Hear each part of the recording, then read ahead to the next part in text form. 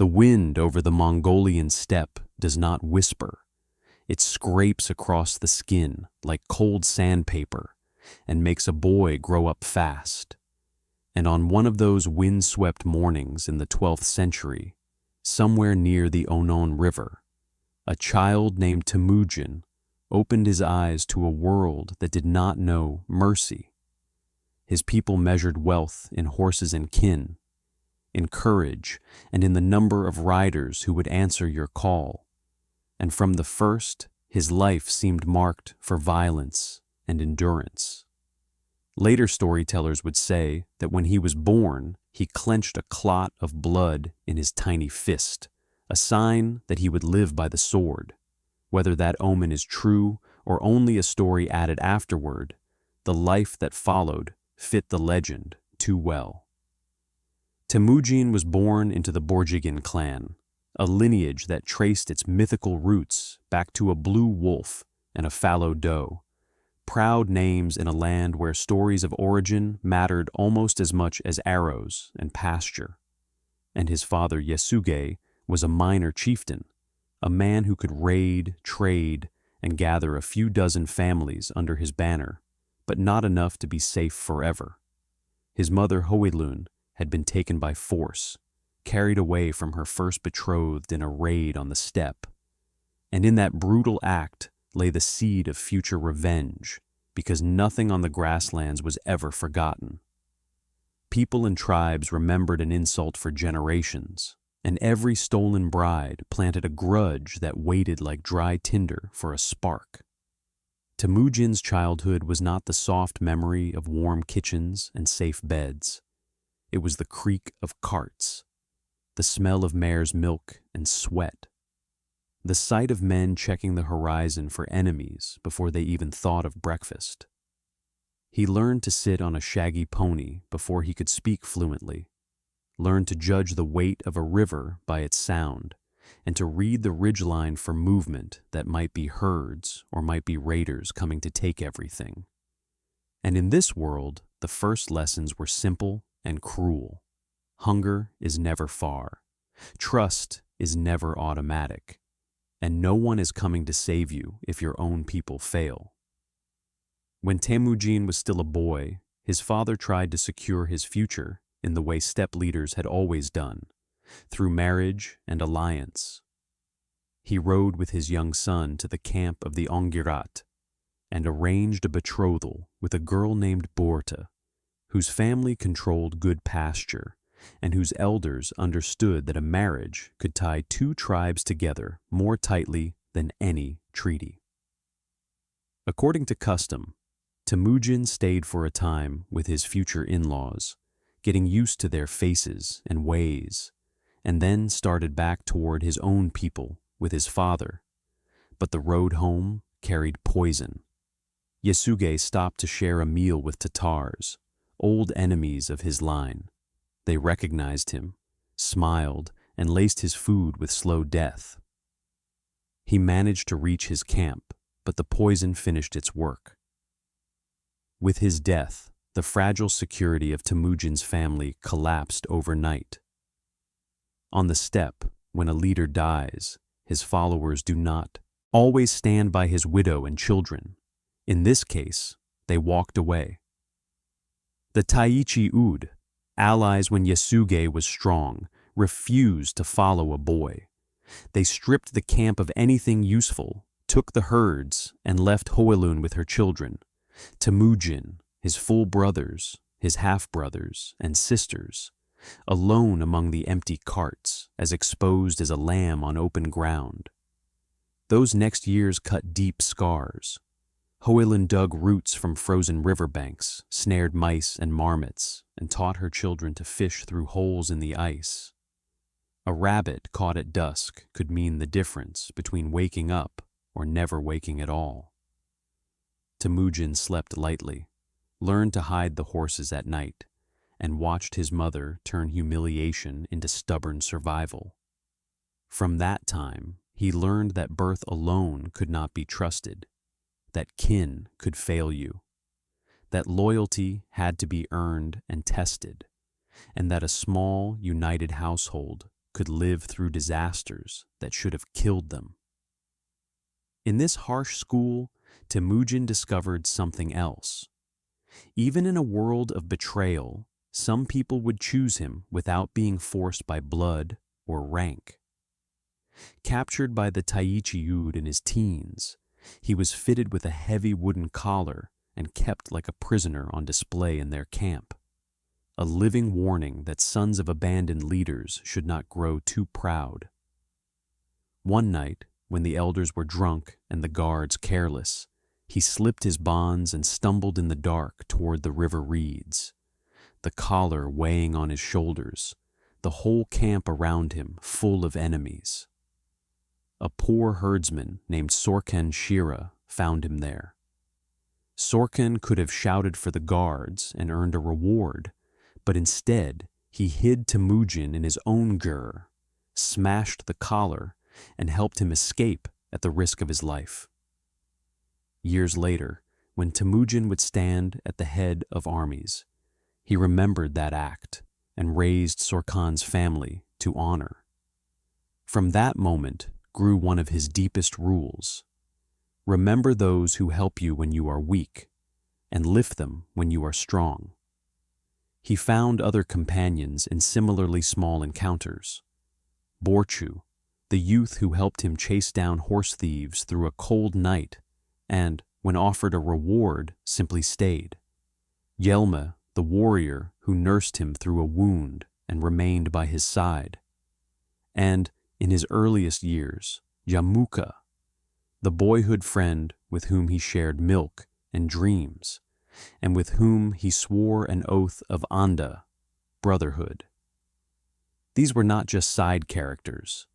They were the first stones in the foundation of a different kind of power, one built on personal loyalty rather than on old family trees.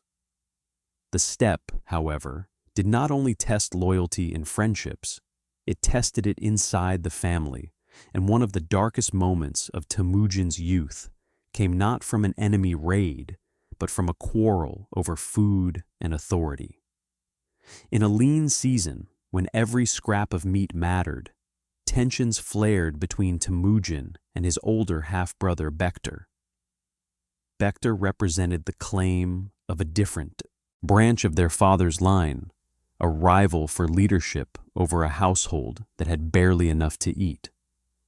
The argument escalated beyond words, and, in a choice that would haunt him, Temujin and his full brother Kasar shot Bektar with arrows and left him dead on the ground.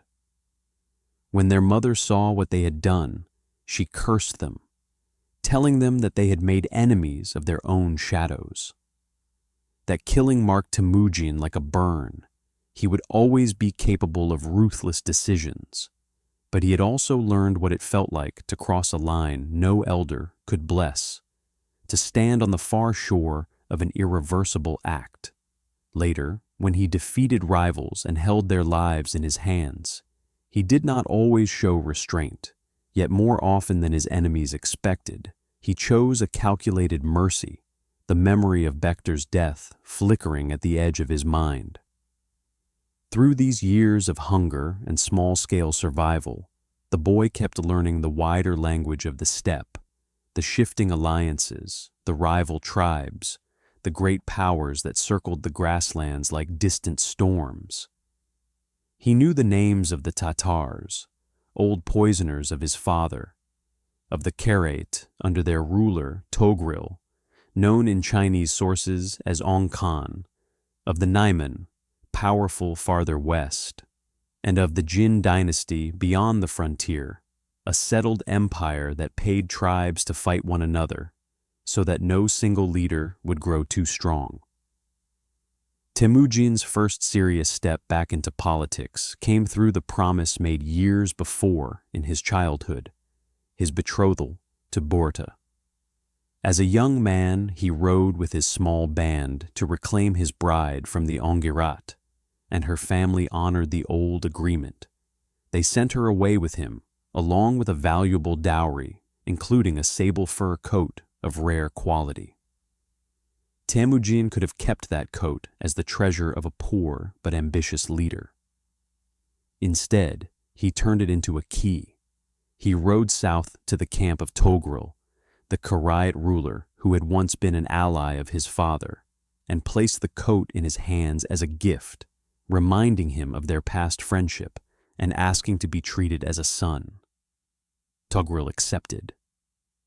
With that gesture, Temujin gained more than warmth. He gained a powerful patron, a foster father whose support would shield him while he gathered his own strength. For a time, the alliance worked well.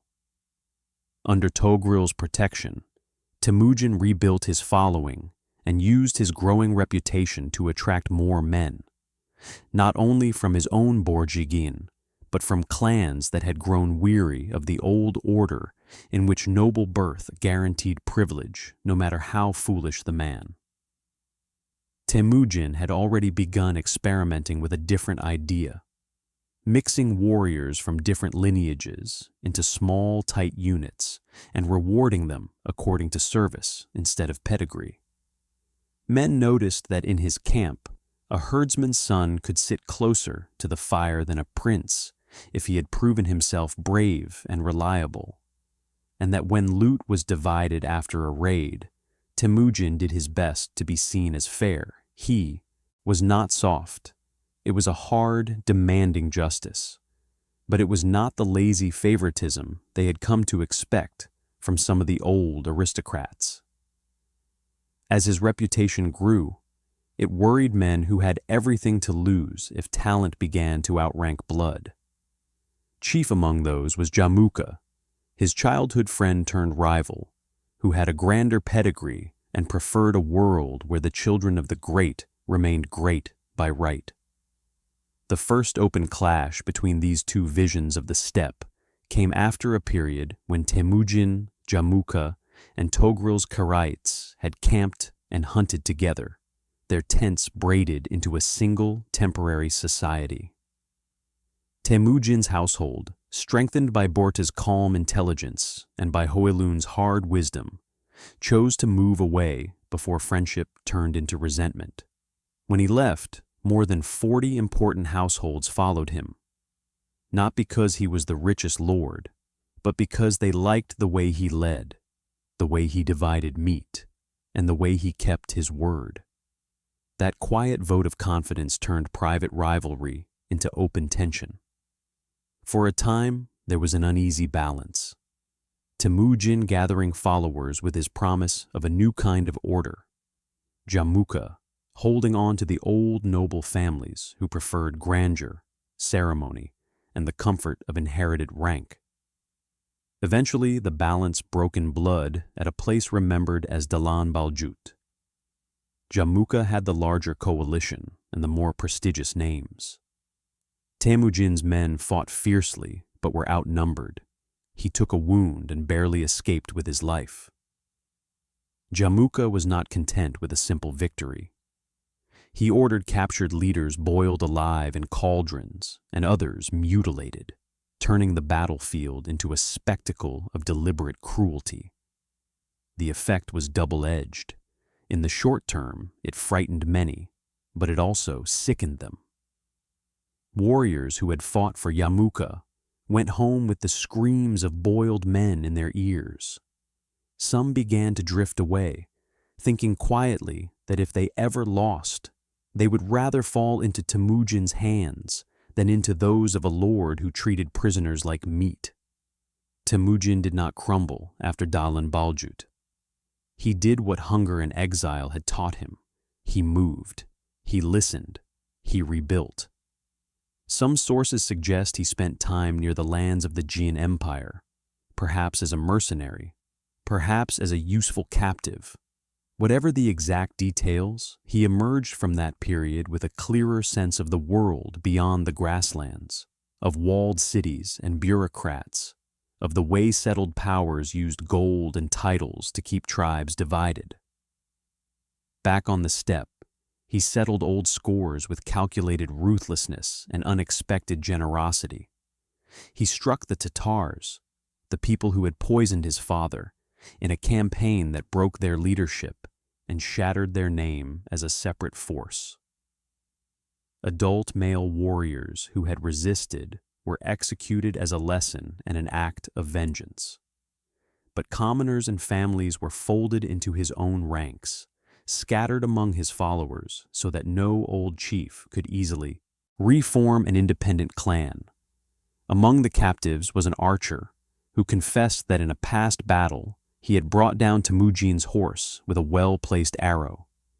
Rather than killing him in rage, Temujin admired his honesty and skill, spared him, and renamed him Jebe, the Arrow. Jebe would become one of his greatest commanders, a man whose eye for terrain and timing would later shake kingdoms far beyond the steppe. It was Temujin's style in miniature: vengeance where he thought it necessary, mercy where skill could be turned into strength, and always the mixing of defeated men into a new order that owed loyalty upward to him. Even as Temujin rose, his alliance with Togrul began to sour, eaten from within by jealousy and fear. Temujin proposed a marriage between his eldest son, Joshi, and a daughter of Togrul, a normal steppe way to seal their bond. But the old rumors about Joshi's paternity, Berta had been abducted for a time by the Merkit, and Joshi was born soon after her rescue, whispered in the ears of those who disliked Temujin.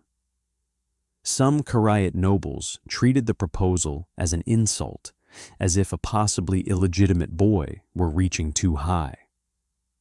Togrul's son Sengum, worried that Temujin's growing prestige would overshadow his own claims to inheritance, fanned those doubts.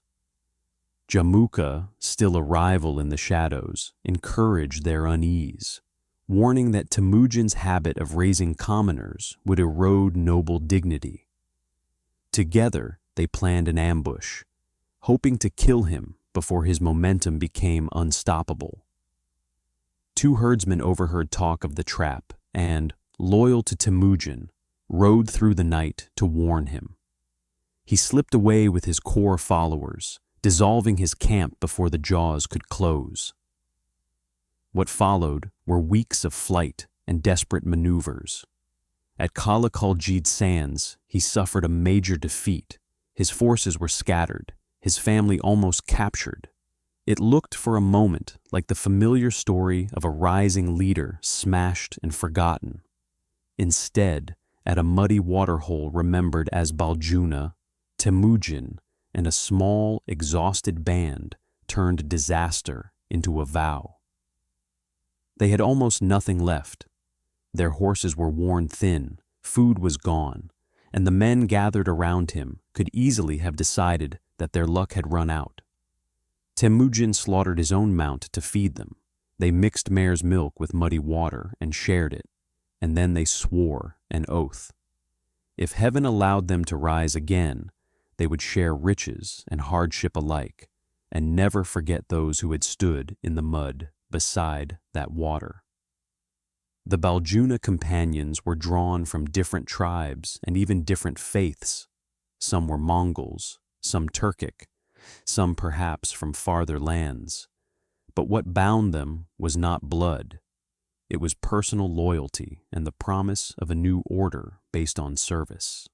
Later chroniclers, uneasy with the presence of non-Mongols in this founding myth, tried to downplay it. Yet among those who had knelt there with cold mud soaking their boots, that oath was holy. Temujin would trust the Baljuna companions more than almost anyone in the years to come. Recovery came through a combination of cunning and hard fighting. Temujin split his regathered forces, used feigned retreats to pull Karaite detachments into ground where they were vulnerable, struck flanks with men who had waited behind ridges, and pressed the fight until the Karaite line broke. Togrul fled, only to die far from home at the hands of strangers who did not recognize the fallen king. Sengum rode into exile. Temujin then did what was becoming his signature act. He absorbed the Karaite people into his own following, married into their defeated royal family, and arranged new marriages for his sons that transformed old pretenders into in-laws. Among the women who joined his house at this time was Sorgagtani, a Karaite princess who would later guide the destinies of grandsons who ruled from China to Iran. With the Karaite broken and the Tatars destroyed, only the Naiman Confederation remained as a serious obstacle to Temujin's dominance of the steppe. Their chief Tayang Khan was brave but indecisive, and among his advisors was Jamuka, still hoping to halt his old friend before it was too late. The showdown came in the high country, in rough terrain where the Naiman hoped to blunt the advantage of Temujin's mobile cavalry. By now, his army had grown used to operating on a large scale. Scouts rode far ahead and to the sides, signaling with flags by day and fires by night. Units could move separately and still converge on the same battlefield by plan, not by accident. The corps remained mounted archers, men and horses so familiar with one another that the rider could hang off the side of the saddle, using his pony as a shield while loosing arrows that punched through armor at a distance. Jebi the Arrow and Kassar sought out weaknesses in the Naiman line, while Temujin himself managed the flow of the fight, holding back reserves until a moment when one more push would break the whole formation. The battle lasted not minutes but days, a grinding contest of endurance, and when the Naiman finally broke, they broke completely. Tayang Khan fell. His heir Kuchlug fled west with a band of followers. Jamuka slipped away into the hills. Once again, Temujin folded the defeated people into his own growing realm, scattering their warriors into mixed units so that no old clan could easily reform a private army. The end of his rivalry with Jamuka was both tragic and revealing. Some of Jamuka's own men, tired of fighting for what looked like the losing side, betrayed him and brought him bound to Temujin, hoping to purchase favor. Temujin ordered the traitors executed. For him, loyalty, even loyalty to a rival, mattered more than the temporary convenience of accepting a useful betrayal. He then offered Jamuka a place at his side again, forgiveness, and a return to brotherhood if he would accept a subordinate role in the new order. Jamuka refused. Proud to the end, he asked for a noble death, one that would not spill his blood, and Temujin granted it. The two men spoke as those who remembered sharing a blanket as boys, sharing bowls of milk, and dreaming of futures that had turned out very differently. Then Jamuka died, and with him died the last serious internal rival to Temujin's claim to leadership over the Mongol tribes. With the Karaite and Tatars crushed, the Naiman defeated, and Jamuka gone, the steppe lay open to a work that no one had accomplished for generations, uniting the Mongols under one ruler. Near the upper Onan River, chiefs and elders gathered, as did the captains of new units whose rank came from service rather than from ancestry. In that great assembly, Temujin was raised on a felt carpet and acclaimed as Genghis Khan, the universal or oceanic ruler, a title whose exact meaning scholars still debate, but whose effect was unmistakable. The boy who had once dug roots from frozen ground and fled with a wooden collar on his neck now stood as the head of a united people. But this unification was not just a matter of titles and ceremony. It was a deliberate reshaping of how power worked. Genghis Khan confirmed and expanded the practice he had already begun, organizing men into units of tens, hundreds, thousands, and 10,000s, the famous decimal system, and mixing warriors from different tribes so that a man's loyalty ran upward to his commander and to the Khan rather than sideways to cousins and clans. Leaders of thousands and 10,000s were chosen for steadiness and courage, not simply for noble birth. A man who had once mended harness could find himself commanding 100 riders if he showed judgment and resolve. Around the person of the Khan, he expanded the Keshik, the day and night guard, into both an elite bodyguard and a school for future officials.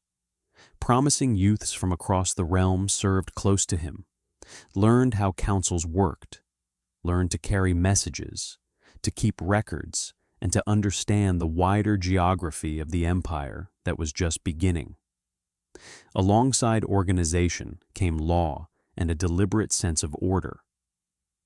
The Mongols would later speak of the yasa, the body of rules attributed to the founder. It was not a single written code hanging in a hall, but a living law expressed through proclamations and judgments, remembered by scribes and officers.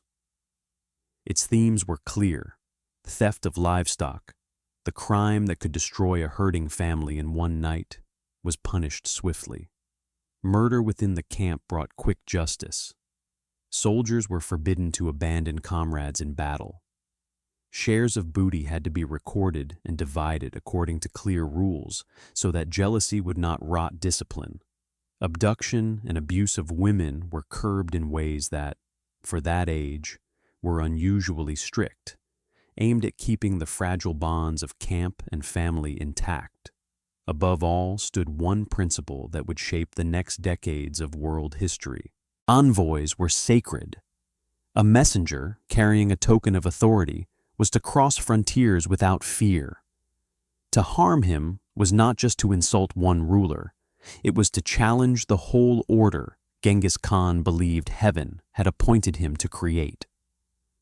At the same time, he made it explicit that priests of all kinds, Nestorian Christian monks, Buddhist lamas, Muslim imams, and traditional shamans, could move freely as long as they kept the peace. In a realm that would soon stretch from cold forests to burning deserts, that tolerance was not a sentimental gesture. It was statecraft. It allowed trade to flourish. It kept cities calmer under new rulers, and it made it possible for people of many languages to feel that they had some place within this thunderous new power rising from the grasslands. As this first chapter of Genghis Khan's story closes, the scene in your mind is not of a coronation in a marble hall, but of a windswept camp on the Orkhon or the Onon, felt tents clustered like white stones in a valley, horses cropping the frosty grass at dawn, and inside the largest gear a man who has walked through hunger, exile, betrayal, and victory, beginning to think beyond mere survival. He has gathered a people and forged them into an instrument that can move at astonishing speed, that can hit like a hammer and then melt away into the horizon. He has turned personal grudges into campaigns, defeated his rivals, and reshaped the basic rules of his society so that talent can rise from the poorest hut. The decimal units are being counted. The guards of the Keshik are standing their night watch. Scribes of the Uyghur script are sharpening their brushes, and merchants at the edge of the steppe are just beginning to realize that there is a new master of the caravan roads. For now, Genghis Khan still sits beneath felt and hide, listening to the hiss of wind at the seams of his tent, yet already his thoughts are pushing beyond the grasslands, toward the walls of western Xia and the great cities of the Jin, toward lands he has only heard of from traders around the fire. The man who once dug edible roots from frozen earth is about to reach out and change the map of the world. When the chiefs raised Genghis Khan on felt and the shouting died down to the low murmur of a camp settling in for the night, he did not sit back to enjoy the sound of his own new title. He began immediately to turn a confederation of riders into a state that could reach beyond the horizon, and that meant thinking in numbers, roads, and rules as much as in raids. He took the decimal structure he had been experimenting with during his rise and made it the skeleton of his realm. Men organized in units of 10, 100, 1,000, and 10,000, each band a mix of tribes, so that no man could ride only beside cousins and brothers, each leader chosen for proven steadiness rather than for the length of his family tree. Around his person, he enlarged the keshig, the day and night guard, into a kind of living academy, a place where sons of many great families and promising young men from humbler tents learned the work of command, administration, and carrying orders that could not be trusted to anyone else. Law followed this new organization. The rules that later generations would call the yasa solidified in the daily decisions of the Khan. Theft of livestock punished without hesitation. Murder in the tent circle met with swift justice. Soldiers forbidden to abandon comrades in battle. Shares of booty counted and recorded so that no whisper of favoritism could spread rot through the ranks. Envoys protected as if they were themselves sacred objects of heaven's trust. Religion did not become a knife. Buddhist monks, Muslim imams, Christian priests, and shamans could walk the same camp lanes without fear as long as they kept the peace. Because in Genghis Khan's mind, tolerance was not softness. It was a tool as sharp as any sword for keeping a vast, mixed realm from tearing itself apart. The Khan gave his words wings by imagining something no previous steppe conqueror had built at scale, a permanent relay system. He began sketching the idea of the yam, a chain of stations where fresh horses and provisions would wait along the main arteries of his territory, so that a courier with a small passport tablet, carved wood or metal stamped with his authority, could demand a mount, shelter, or fodder wherever he rode. With such a system, orders could move faster than any enemy army, and news could be weighed in the central tent before gossip turned it sour. Behind this framework moved the human faces of the new order. The Baljuna comrades given commands and estates, Bo-Orchu and Jelme honored as men who had saved lives and kept faith in disaster. Jamuka gone but not forgotten. Jebi trusted to range far, and Subutai beginning to emerge as a quiet thinker who studied the lines of rivers and mountain passes with a strategist's eye. Around the fire at night, the women whose labor had held the family together through the starving years moved into their own kind of prominence. Birda, the calm center of the household. Holun, the aging mother, who remembered when roots and fish were the only food, and who now watched the son she had kept alive become a man whom entire peoples obeyed. Yet for all this internal refounding, the steppe could not be the whole story. To hold the tribes, the Khan needed work and reward, and the borders around him were full of settled kingdoms that had once treated the nomads as tools or pests. The first test came against Western Saya, the Tangut realm that sat between desert, mountain, and river, with rich towns and skilled craftsmen. Genghis had probed their strength earlier, and now returned with a more organized host, his scouts feeling their way along the frontier in 1205, and again in 1209, his main force eventually pressing toward their heart, the city of Zhongxing near the bend of the Yellow River. Walls had humbled many steppe leaders before him, but he refused to treat stone as a permanent limit. He gathered siege engineers, some Chinese, some Khitan, and set them to work on mangonels, stone throwers, and siege towers, dragging these contraptions across difficult ground to thud against Tangut defenses. Chroniclers tell of a bold attempt to divert the Yellow River itself to flood the city. Whether or not the earthworks truly turned the river, the effort showed his willingness to use water and foreign expertise as readily as horse and bow. After months of pressure, Western Saya submitted, tribute, hostages, and a marriage that tied their court into his family. And for a time, the corner of the desert stayed quiet, buying him both treasure and the precious currency of time. His eyes turned then to a heavier weight. The Jin dynasty, whose walls, mountains, and great wall lines formed a hard frontier between the grasslands and the rich farmlands of northern China. In 1211, he called a great campaign. His scouts searched not for the strongest gates, but for neglected passes, places where the wall met the ridges in awkward corners, tracks known to shepherds and half forgotten by complacent garrisons. They bribed guides, leaned on the knowledge of subject peoples who hated their Yurkin overlords, and slipped through like water, finding cracks in an old pot. Once on the plains beyond the main barriers, the Mongol army spread out with a coordination that astonished their enemies. Columns moved as if they shared a single mind. Feigned retreats lured Jin forces out of fortresses and into open ground where the storm of arrows could do its work.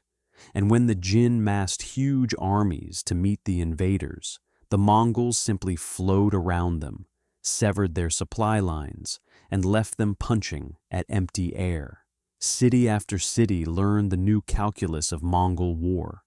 Open your gates early and be taxed or resist, cause Mongol casualties, and be broken with horrifying thoroughness. Terror was not random.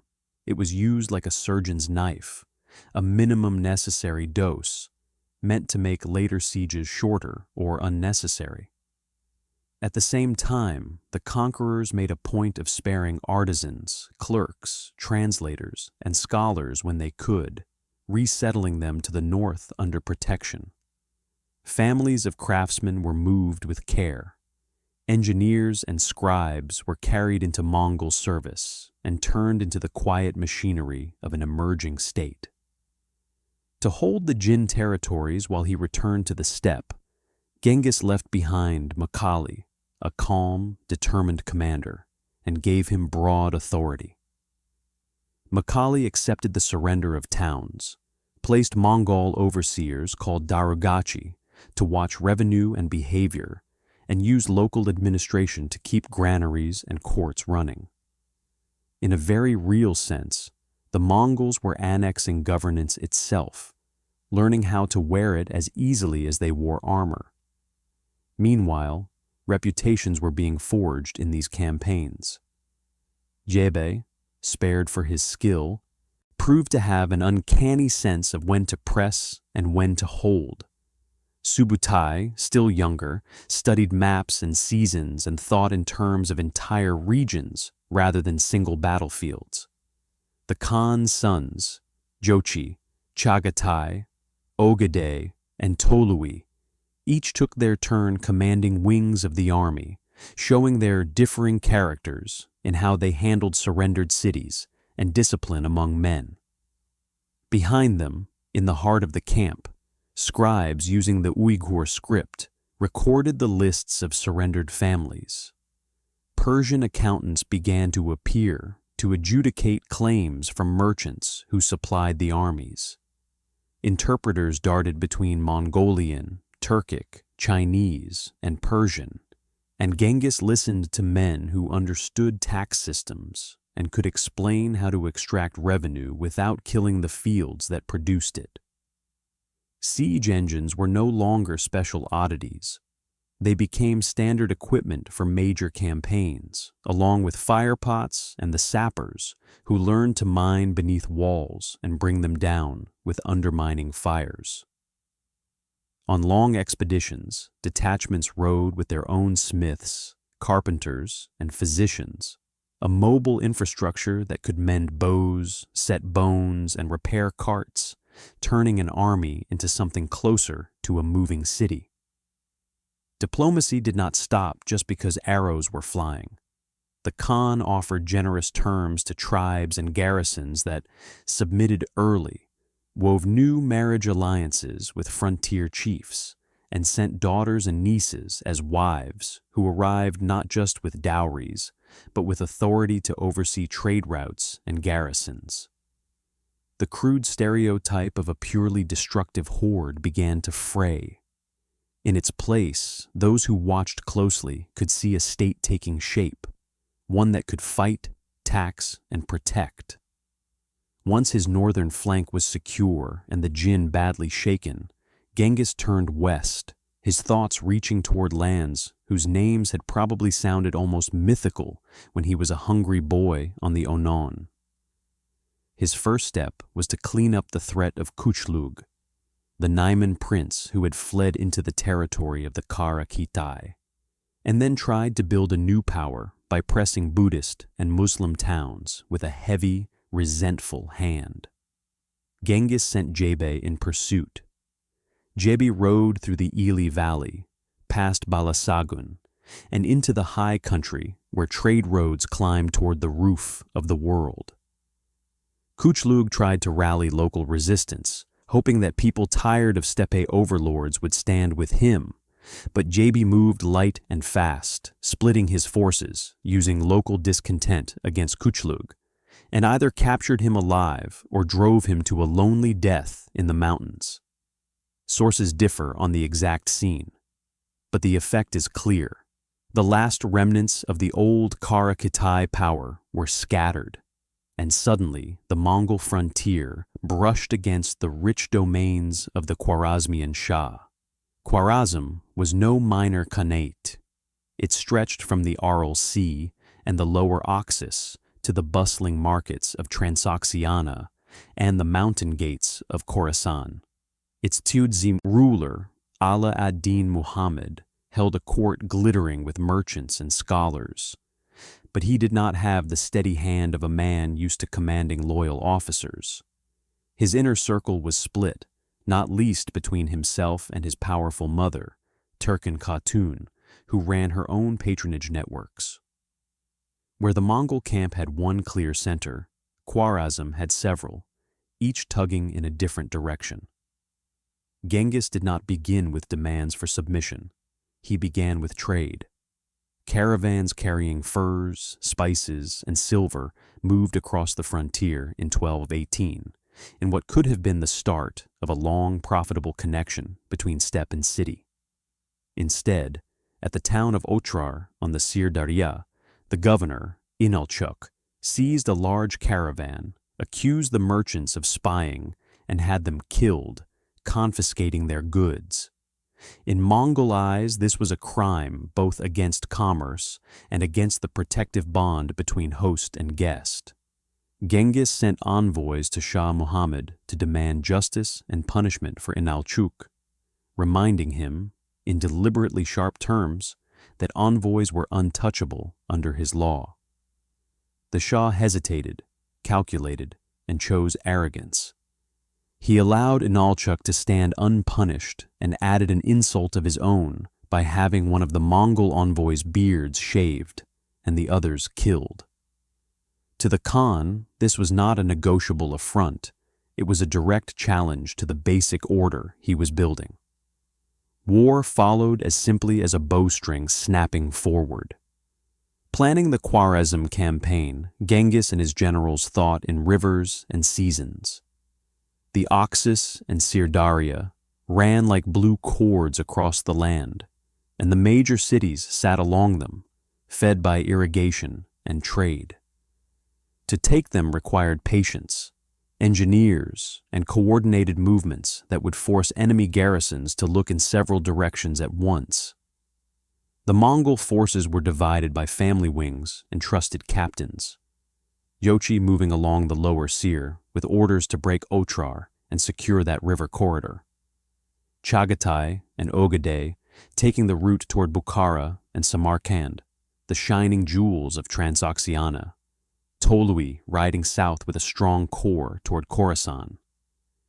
Jebe and Subutai ranging like hawks between the columns, scouting far ahead, cutting off couriers, and finding roads that no cautious general would dare attempt.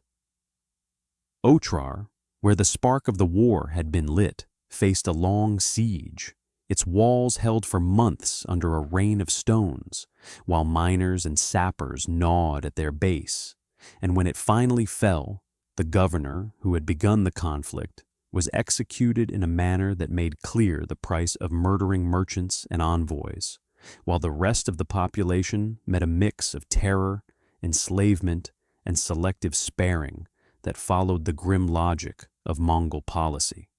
Yochi folded the river towns one by one, making room for the main body to come on.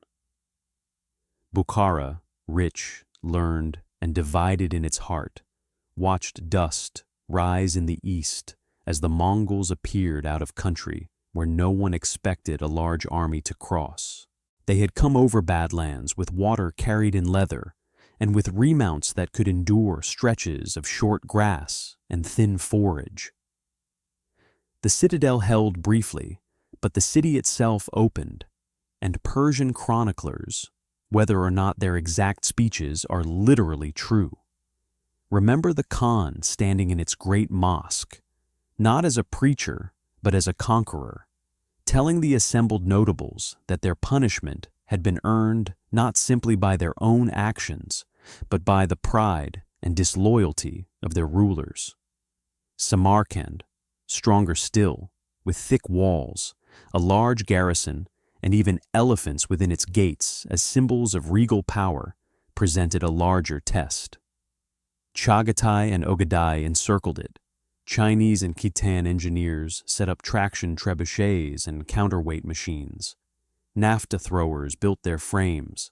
Sappers tunneled under towers, while archers maintained a constant hail of arrows to keep defenders from the parapets.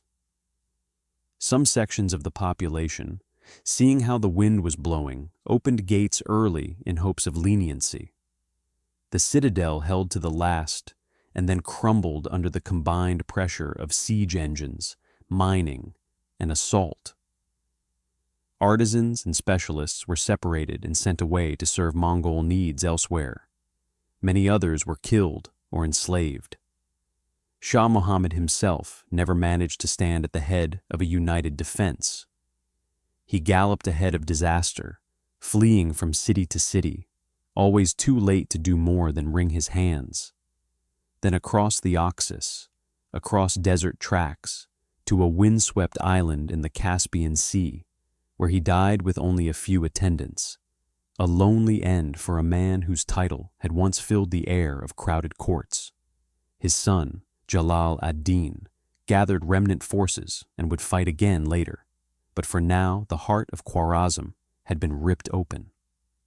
The fall of Gurganj, Urgench, the old Gurganj, tested the Mongol camp from within as much as from without. The city sat in a maze of canals that made movement and siege work difficult. Its defenders fought with stubborn courage, and among the Mongol command, Jochi and Chagatai clashed over how to handle a place that was rich but fiercely resistant. Jochi argued for a negotiated surrender and preservation of life and wealth that could be taxed and used. Chagatai demanded severe punishment, a clear and unforgettable example. Their quarrel revived old tensions about Jochi's birth. Genghis sent Ogadai to mediate. Ogadai accepted the surrender when it came, then allowed a sack harsh enough to satisfy Chagatai's desire for a fearsome precedent. It was a compromise that solved the immediate dispute, but left the underlying rivalry between brothers unresolved in his father's mind. Farther south, Tolui's column came down through the cities of Khorasan, Merv, Nishapur, Herat, each choosing a different mix of resistance and submission, and each paying accordingly. Merv opened its gates. Nishapur, after the killing of a Mongol commander, was repaid in blood on a scale that later generations would debate but never deny as awful. Herat tried a cautious middle path, opening and closing as local politics shifted, and suffered when Mongol patience ran out. The broad pattern was the same: terrifying destruction at some points, followed by the arrival of tax clerks, caravan masters, and darugachi tasked with squeezing revenue from the survivors and setting roads and granaries in order. While the main armies were dismantling Khwarazm, a separate drama unfolded around the Caucasus. Jaybi and Subutai, given permission to pursue Jalal ad-Din and to explore beyond, rode west like a changing wind. They passed the Caspian on its eastern flank, defeated a Georgian army that tried to block them, turned north along the Caucasus line, forced the gates of Derbent with bribes and tricks as much as with blades, and spilled onto the steppe where Cuman riders fled before them. Then they stopped chasing and started scheming, sending gifts and whispers to the Cumans, suggesting that their Alan allies planned to betray them if the battle went badly. Suspicion did the work of arrows. The alliance split. The Alans were crushed, and then the Mongols turned on the isolated Cumans. From the Oxus to the Black Sea, the lesson was clear. Divide your enemies first, then fight. At the Kalka River, they drew the princes of Kiev and their allies far from their centers into a battle that went badly from the first exchange. The Rus lines cracked under volleys of arrows and flank attacks, and when the fighting was done, Yebe and Subutai did not linger to occupy towns they could not hold. They took prisoners, staged a grim execution that would sear itself into local memory, and then turned back east, fighting through hostile tribes along the lower Volga and returning with a mental map of distances and routes that would be used to deadly effect in later years. In the wake of the Western campaign, administration marched in behind the hooves. Darugachi were posted in prime towns to monitor revenue and local elites. The Yam relay system extended farther, linking Transoxiana, Khorasan, and the steppe heart with a measured rhythm of fresh horses and stamped tablets. In Bukhara, a Persian clerk worked beside a Uyghur scribe to reconcile taxes paid in wheat with those paid in silk. In Samarkand, a Muslim judge rendered decisions under a Mongol seal that promised him safety.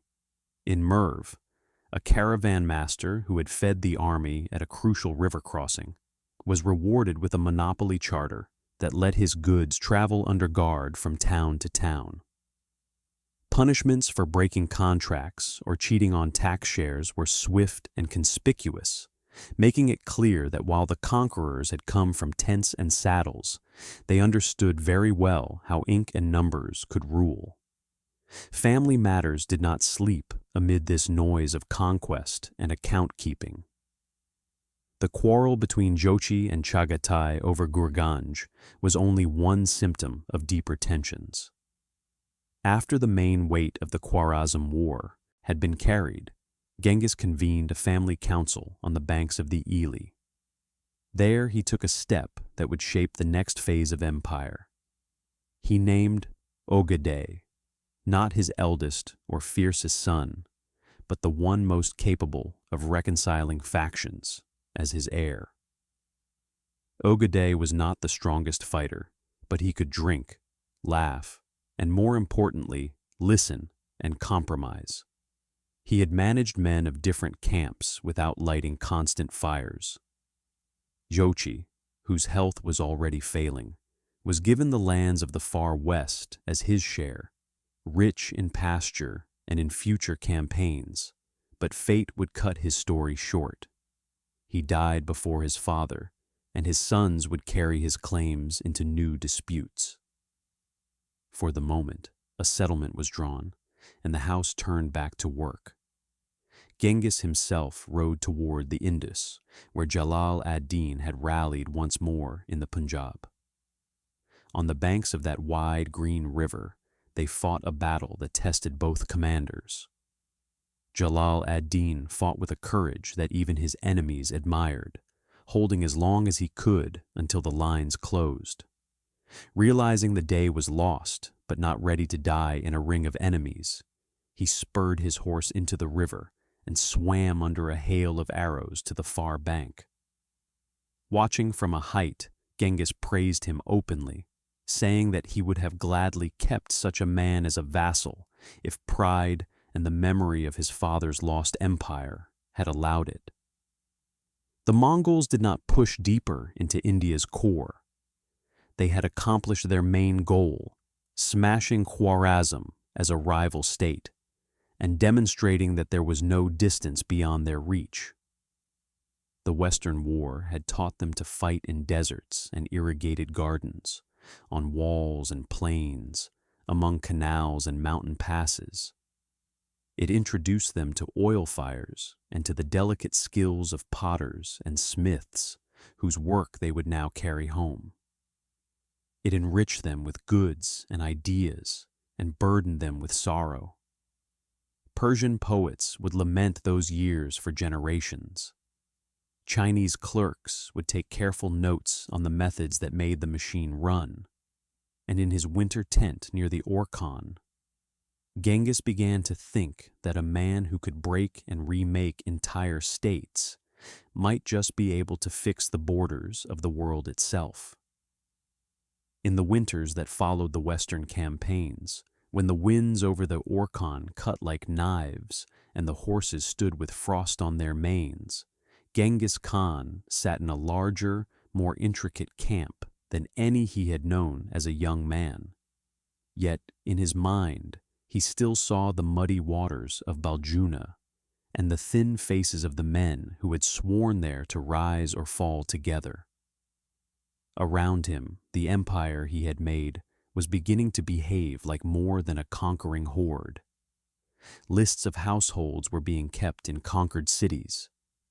Relay posts were taking shape along long river valleys, and scribes from different traditions, Uyghur, Persian, Chinese, were learning to turn a spoken decision into a written command that could travel farther than any single memory. The decimal, organization he had used as a tool in war, began to seep into civil life. Leaders of thousands and tens of thousands were expected not only to lead in battle, but to hear disputes, count flocks, and report tax shares. Darugachi overseers were planted in towns that had accepted Mongol rule, with instructions not to invent new laws, but to enforce the promises already made in the Khan's name. If a city had opened its gates early, its clemency was written down and, as far as possible, honored. If merchants had supplied fodder at a river crossing, their tablets were checked and renewed so that the network of obligations and rewards did not depend only on one man's memory. From the western provinces came reports not just of victories, but of engineers who could build counterweight trebuchets in days, of watermen who knew how to turn a canal into a weapon, of physicians who had ideas about wounds and fevers that steppe shamans had never considered. Genghis did not pretend to be a scholar. He judged men by whether their knowledge fed his horses and steadied his realm. Those who could make things work, whether they were born in a felt tent or under a tiled roof, found space near the center fire. Yet even as he listened to advisors discuss tax grain and caravan tolls, his sense of right and wrong remained anchored in the vows of his youth. Loyalty rewarded, treachery punished, envoys protected above all. The insult from Khwarezm had branded itself into his mind, and in the years after that war, any harm to a messenger was treated as a spark that could set an entire province ablaze. The Western campaigns had also taught him something else: how much could be achieved when he trusted his generals to range far, and when the lines between family, army, and state were kept taut but flexible. Subutai returned from the Caucasus with distances in his head and a habit of thinking. In multi-year arcs, Jebi rode the roads he had burned and rebuilt, and spoke little, tracing routes in the dust with a stick. Mukhali sent steady messages from northern China about towns that needed garrisons and roads that needed patrols, and Tolui, still the youngest son, had proven himself as the hand that tightened a siege when others were growing tired. In the circle of the royal tent, Berta and Huolun watched the sons they had raised grow into pillars of a structure that no one had imagined when they were wandering, hungry, and hunted along the Onan.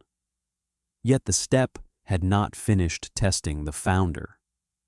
In the southwest, Western Xia, the Tangut kingdom that had once paid tribute and sent hostages, began to behave as if distance and the new Mongol preoccupations gave them room to maneuver. Their nobles failed to send troops when called, made private arrangements with their southern neighbors, and, worst of all in Mongol eyes, allowed harm to be done to envoys who carried the Khan's words. To Genghis, this was not a mere breach of etiquette. It was a crack in the order he believed heaven had entrusted him to enforce. He resolved to ride against them one last time.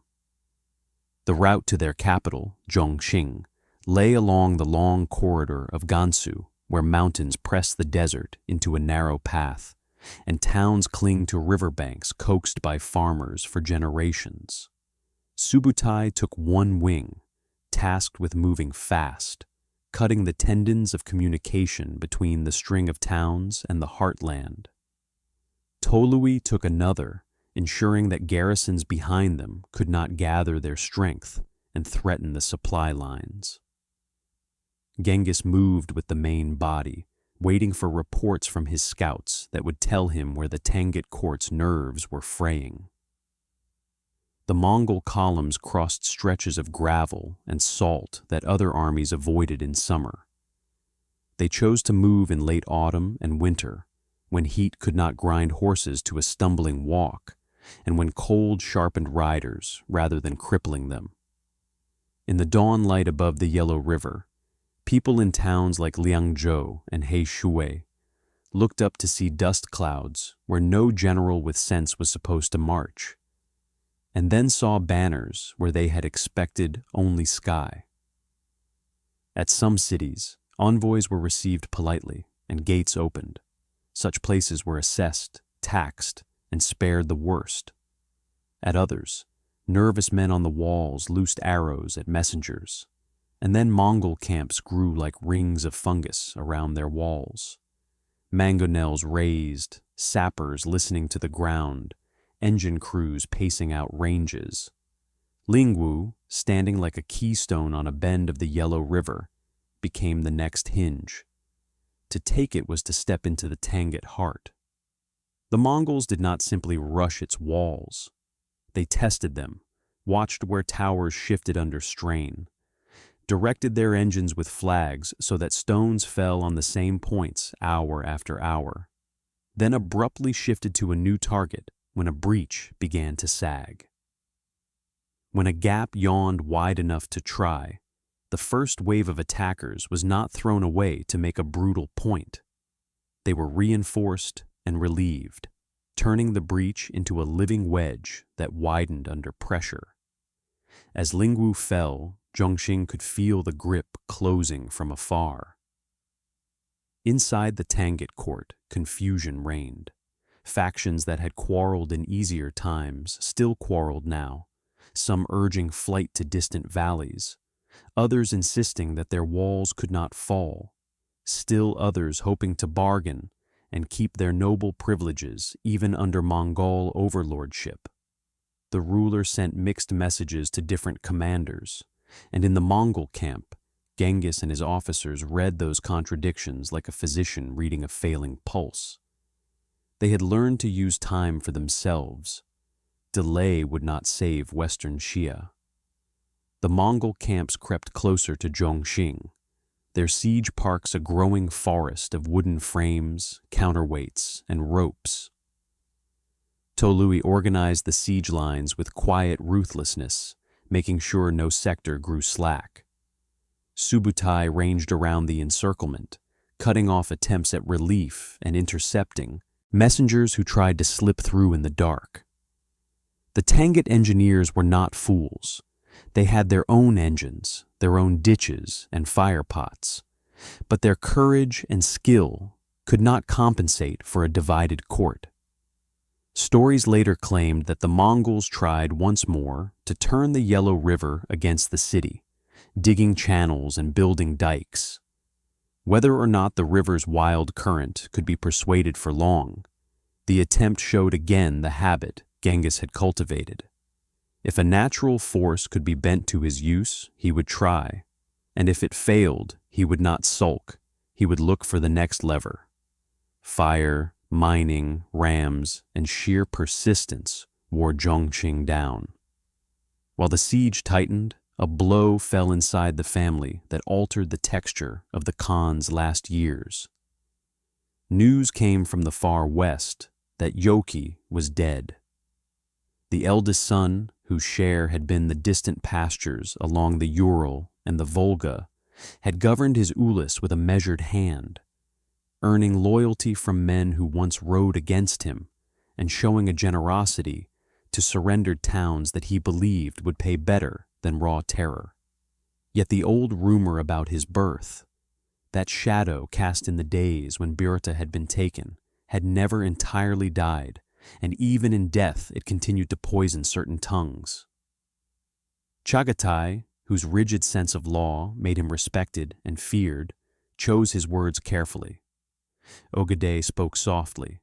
Tolui simply retreated into his work along the siege lines. Genghis heard the news and withdrew into a private tent with Berta. They spoke as two people who had shared hunger and fear, and who knew in their bones that even a world-conquering ruler could not command the length of a child's life. When the Khan emerged, the camp saw no outward change. Orders still went out. Inspections still happened. The engines still creaked and slammed stones into Tangut walls. But those who knew him best later said that a new line had been etched across his face, a groove that did not lift even when he laughed. The last phase at Zhongqing followed a pattern seen in many sieges when defenders have exhausted both their courage and their options. The court sued for peace, offering formal submission, tribute, hostages. Genghis, remembering earlier promises and earlier betrayals, demanded that the sovereign himself come in person to renew his oath. The ruler sent a son instead, along with words polished by courtiers. The Khan refused. He would accept nothing less than the man whose decisions had harmed envoys and broken earlier agreements. When the ruler still hesitated, the engine spoke again. A section of wall toppled, assault ladders went up, rungs made slick by many hands. The city fell. The ruler was captured and punished. The Tangut dynasty ended. Mongol officers gathered the best engineers, scribes, and craftsmen and arranged for their transfer deeper into the empire. Archives were sorted, valuables catalogued, and much else scattered or destroyed in the familiar, terrible rhythm of conquest. During this long investment, an accident struck that would eventually close the founder's own story. Genghis was no longer a young man who could run down a gazelle with reckless joy across the flats. Still, he hunted whenever possible, believing that riding, bow drawing, and feeling the ground under his horse kept his senses sharp. On one such hunt, or perhaps on a ride between siege positions, he fell from his horse. Later legends flowered around this moment, whispered intrigues, insults wrapped in love, secret enemies. But the core is simpler. He was injured. perhaps with bones that did not set cleanly, and not long after, illness took hold. Whether from the fall, from infection, from years of strain and old wounds, his strength began to fail. He did not call off the siege. He did not ask the engines to stop. He ordered that Western Xia be dealt with to the end, and that the punishment for harming envoys and breaking sworn agreements be carried through. He summoned his sons and the principal commanders. In their hearing, he confirmed again that Ogadai would be great Khan after him, not because he was the fiercest, but because he had the temperament most likely to keep peace among brothers long enough for the larger work to continue. He instructed them to finish the business in northern China, to maintain the yam relay system, to keep the lists of households and horses, to protect messengers, to use merchants as partners rather than mere victims, and to remember the muddy water and mare's milk of Baljuna, where the first test of their loyalty had been passed. He spoke privately with Tolui about the work of holding the center while the succession was properly ratified, a quiet assignment that would demand self-restraint and unwavering discipline. He spoke with Berta in words no scribe wrote down, thanking her perhaps in the only way a man like him could. The end came away from the fallen city, somewhere in the nearby mountains where the air was considered cleaner and where a man might breathe a little easier. The Keshig, his personal guard, wrapped the news like a flame cupped in two hands. Outwardly, the camp worked as before, engines being maintained, scouts riding, clerks recording distributions. When the body could be moved, an escort began the long journey north. Stories multiplied along the way, and in later centuries, that everyone who crossed the funeral procession's path was slain to keep the route secret, that horses were driven over the grave to erase all signs, that a forest was planted over the resting place, or that a river was turned to flow above him. The elders of the Burjagan clan said only that he was taken toward Burkhan Khaldun, the sacred mountain of his youth, and that the place was not marked. He had told his sons that a ruler of the steppe did not need a stone to tell men where to bow. He needed their memory and their obedience. The funeral rites were simple in their outer form and enormous in their weight. Black tug banners, horsehair standards used in war, were furled, white ones raised. Horses were led around a mound of earth that did not announce itself. Shamans spoke to the eternal blue sky, asking it to receive a soul that had altered the courses of rivers and peoples. Men who had shared mare's milk and dirty water with him at Baljuna stood with their heads bowed, tasting again in memory the grit between their teeth. Women who remembered wrapping children in patched cloaks against winter winds wept for a ruler who had made the roads safe enough for caravans to move from one horizon to the other under guarded protection. The horses were turned north, then south, then east and west, acknowledging the directions in which the empire stretched. The army knew, as they watched the banners shift, that they would ride again because the dead man had been clear. The work was not a fire in the east that could simply be put out. It was a pattern that had to be maintained. While the escort carried his body to its unmarked rest, the last camp of the founder did not simply dissolve. It paused as custom required, gathering grief and discipline together. Distant princes were summoned to a great assembly. Messengers rode along the yam with their tablets, stopping at relay posts where fresh horses and steaming bowls of milk waited, telling every darugachi and local ruler, "Come to the Kurultai, the council where the next head of the house will be raised." In the workshops of the engineers, men cleaned tools, wrapped ropes, and stacked spare timbers. In the scribes' tents, Brushes were washed, inkstones scrubbed, lists tied neatly with cord. In the women's tents, garments were mended and advice was traded in murmurs. The wind moved across the Orkhon and over older stone markers, deer stones and balls left by forgotten peoples, reminding everyone that the steppe had absorbed empires before and would outlast this one too. What it would not easily absorb was the habit of order that had been planted there, watered by sweat and blood, and stamped into the lives of people from the forests to the deserts. When the escort reached the north and the grave had its cloak of silence, the living turned back to the business of continuity.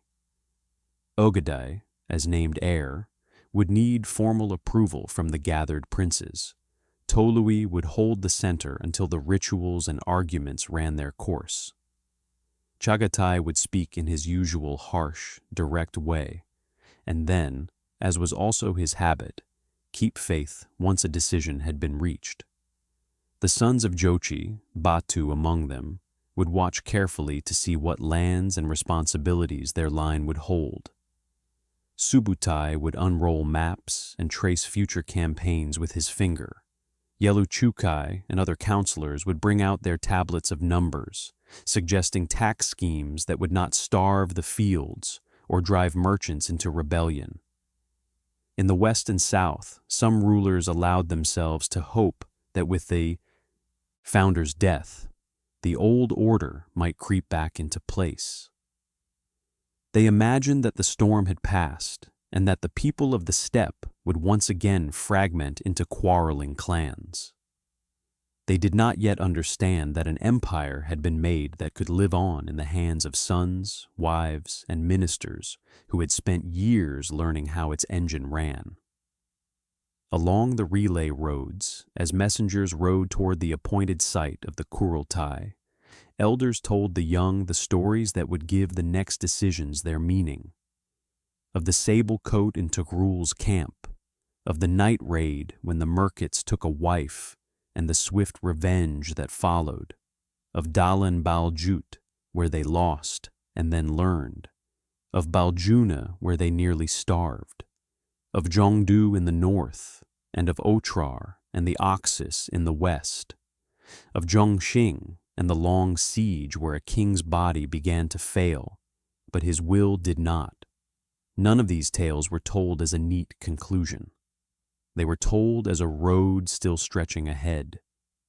When the Kurultai finally met, under a summer sky 2 years after his death, and Ogadai was lifted on felt and proclaimed Great Khan, amid the roar of warriors and the prayers of clerics from many faiths, the choice did not feel like a new beginning to those who had known the founder. It felt like the next necessary step in keeping his promises alive, the promise that loyalty would be rewarded, that messages would be protected, that roads would be safe, and that the empire would continue to move power across vast spaces as smoothly as a rider, changing horses at a well-stocked relay post. With Ogadai raised upon the felt and proclaimed Great Khan, the sound of thousands of voices rolling across the plains did more than announce a new ruler. It announced continuity.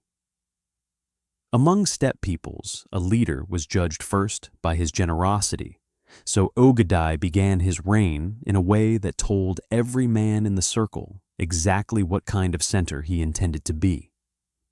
He opened the storehouses. Horses were given to captains who had worn their mounts to rib and bone on long rides. Fine robes and belts were handed to warriors whose loyalty had been proven in harsher years. Gifts spread outward in waves, to allied tribes, subject princes, distant vassals, until the entire camp felt the warmth of his open hand. It was not mere kindness, it was the statement a great Khan had to make. The center is strong enough to be open-handed. From this tone rose Karakoram, not as a city of stone like Chinese capitals, but as a planned camp grown into a permanent town. Ogedei chose the Orkhon Valley, a place where ancient Turkic runestones whispered of rulers long gone, a region with timber, fish, and grass enough to support a court that would sit in one place year-round. Workshops were laid out for smiths, bowmakers, carpenters, potters. Storehouses lined the river. A timber palace rose, shaped and carved by artisans brought from conquered lands, its beams bearing the marks of hands from Khwarezm, China, and the steppe. Markets were set aside for Muslims, for Chinese, and for other merchants who preferred to trade among those who shared their customs. Travelers wrote of a silver tree in the palace courtyard, built by a French craftsman brought east by merchants. From its branches flowed wine, mare's milk, and mead during great feasts, a theatrical reminder that the Mongol court was not afraid to draw talent from anywhere under heaven. Administration found its rhythm inside these new walls. The great Khitan scholar Yelu Chukai became one of Ogedei's most influential advisors, arguing tirelessly that while terror could seize tribute for a day, taxes could fund armies for generations. He urged registers of households, counted granaries, fixed levies, audits of grain, salt, and cloth, not extorted in blood, but calculated with ink and numbers. Ogedei listened. He was not interested in being beloved by farmers. He was interested in filling the yam with supplies so that a messenger could ride from Karakoram to the Yellow River in days rather than weeks. Under Yelu Chukai's guidance, the early chaos of requisitions settled into something that looked more like systematic taxation. Abuse certainly did not disappear, but it became visible, punishable, and replaceable, exactly what a functioning state required. The yam itself grew into a marvel unmatched in the world. Relay stations stood a day's ride apart along major routes, each stocked with fresh mounts, fodder, and a clerk who stamped the wooden tablet of any authorized courier. A traveler with a paisa, the metal passport of the empire, could demand shelter, food, and a horse from anyone in the realm, from a farming village in North China to a caravanserai in Transoxiana. Messages that had once taken months now moved in mere days, binding continents together like tendons in a single great body. But the empire did not stop its sword arm simply because its pen arm was growing stronger. Mukhali, the old pillar who had held northern China, died with high honors, and new pillars rose. The war against the Jin resumed with greater clarity. The Jin court had fled south from Zhongdu, modern Beijing, to Kaifeng, and then still farther, hoping to hide behind rivers, bad roads, and southern allies. Ogedei and Tolui planned a campaign that would break their last hold and demonstrate to the southern Song that the north would never be a buffer between them and the steppe again. Mongol armies crossed the frozen Yellow River in winter, their ponies sure-footed on ice that cracked under the hooves of heavier mounts. Siege engines, now part of the standard Mongol toolkit, were dragged across plains and marshes by crews of Chinese and Khitan engineers. At Kaifeng, naphtha bombs exploded with deafening roars that startled even seasoned Mongol veterans. Fire lances, primitive gunpowder weapons, spat flame from the walls. Famine followed when the city's stores ran dry, and the Jin emperor fled farther south. In 1234, the Jin dynasty collapsed completely, finished by the combined pressure of Mongols and their temporary Song allies. But alliances built on shared enemies rarely last, and the Song would soon learn what the fallen Jin already knew. Mongol patience was long, and their memory was exact. Even as the last Jin strongholds fell, the western horizon called. The lands allotted to Jochi's sons stretched across the Kipchak steppe to the lower Volga, vast, wild, and full of opportunity. Batu, Jochi's son, emerged as the dominant voice of this western realm, patient, calculating, and, unusually for a Mongol prince, able to work easily with Subutai, the quiet mastermind of campaign after campaign. Subutai had returned from the Caucasus years earlier with a map of half the world engraved into his mind. Now he and Batu presented Ogadai with a plan for a massive new expedition, one that would clear the Kipchak steppe, punish the Cumans, and test the stone cities of Europe. The muster was enormous. Princes from every branch of the family answered the call. Guyuk, son of the great Khan. Munka, eldest son of Tolui. Kadan from Ogaday's house. Orda from Yoki's line. Subutai drew lines across the map that would have seemed madness to lesser generals. 2 wings separated by 100 miles, striking the same point on the same day. Winter crossings of great rivers like the Volga and the Dnieper. Bridges built overnight in places locals believed impassable. Horses fitted with special iron shoes to grip icy ground. Precision timed not by clocks, but by instinct honed over continents. The first blows fell on the Volga Bulgars, then the Kipchaks, then the Rus. Town after town fell along the upper Volga and the Oka. Krakow burned in a diversionary raid meant to confuse Western princes. At Liegnitz, in Poland, a coalition of knights, burghers, and Teutonic brothers fell apart under Mongol smokescreens and feigned retreats. But this was not even the main blow, only a screen to pull Europe's strength away from its heart. The main hammer fell in Hungary. Batu forced the Carpathians by multiple routes and poured onto the Hungarian plain. King Bela tried to hold the line at the Sajo River, trusting a marshy island and a single bridge. But the Mongols quietly built 2 more crossings under night cover. At dawn they attacked loudly at the known bridge, while Subutai's silent columns swept across the hidden passages and crushed the Hungarian flank from behind. The camp broke, survivors scattered.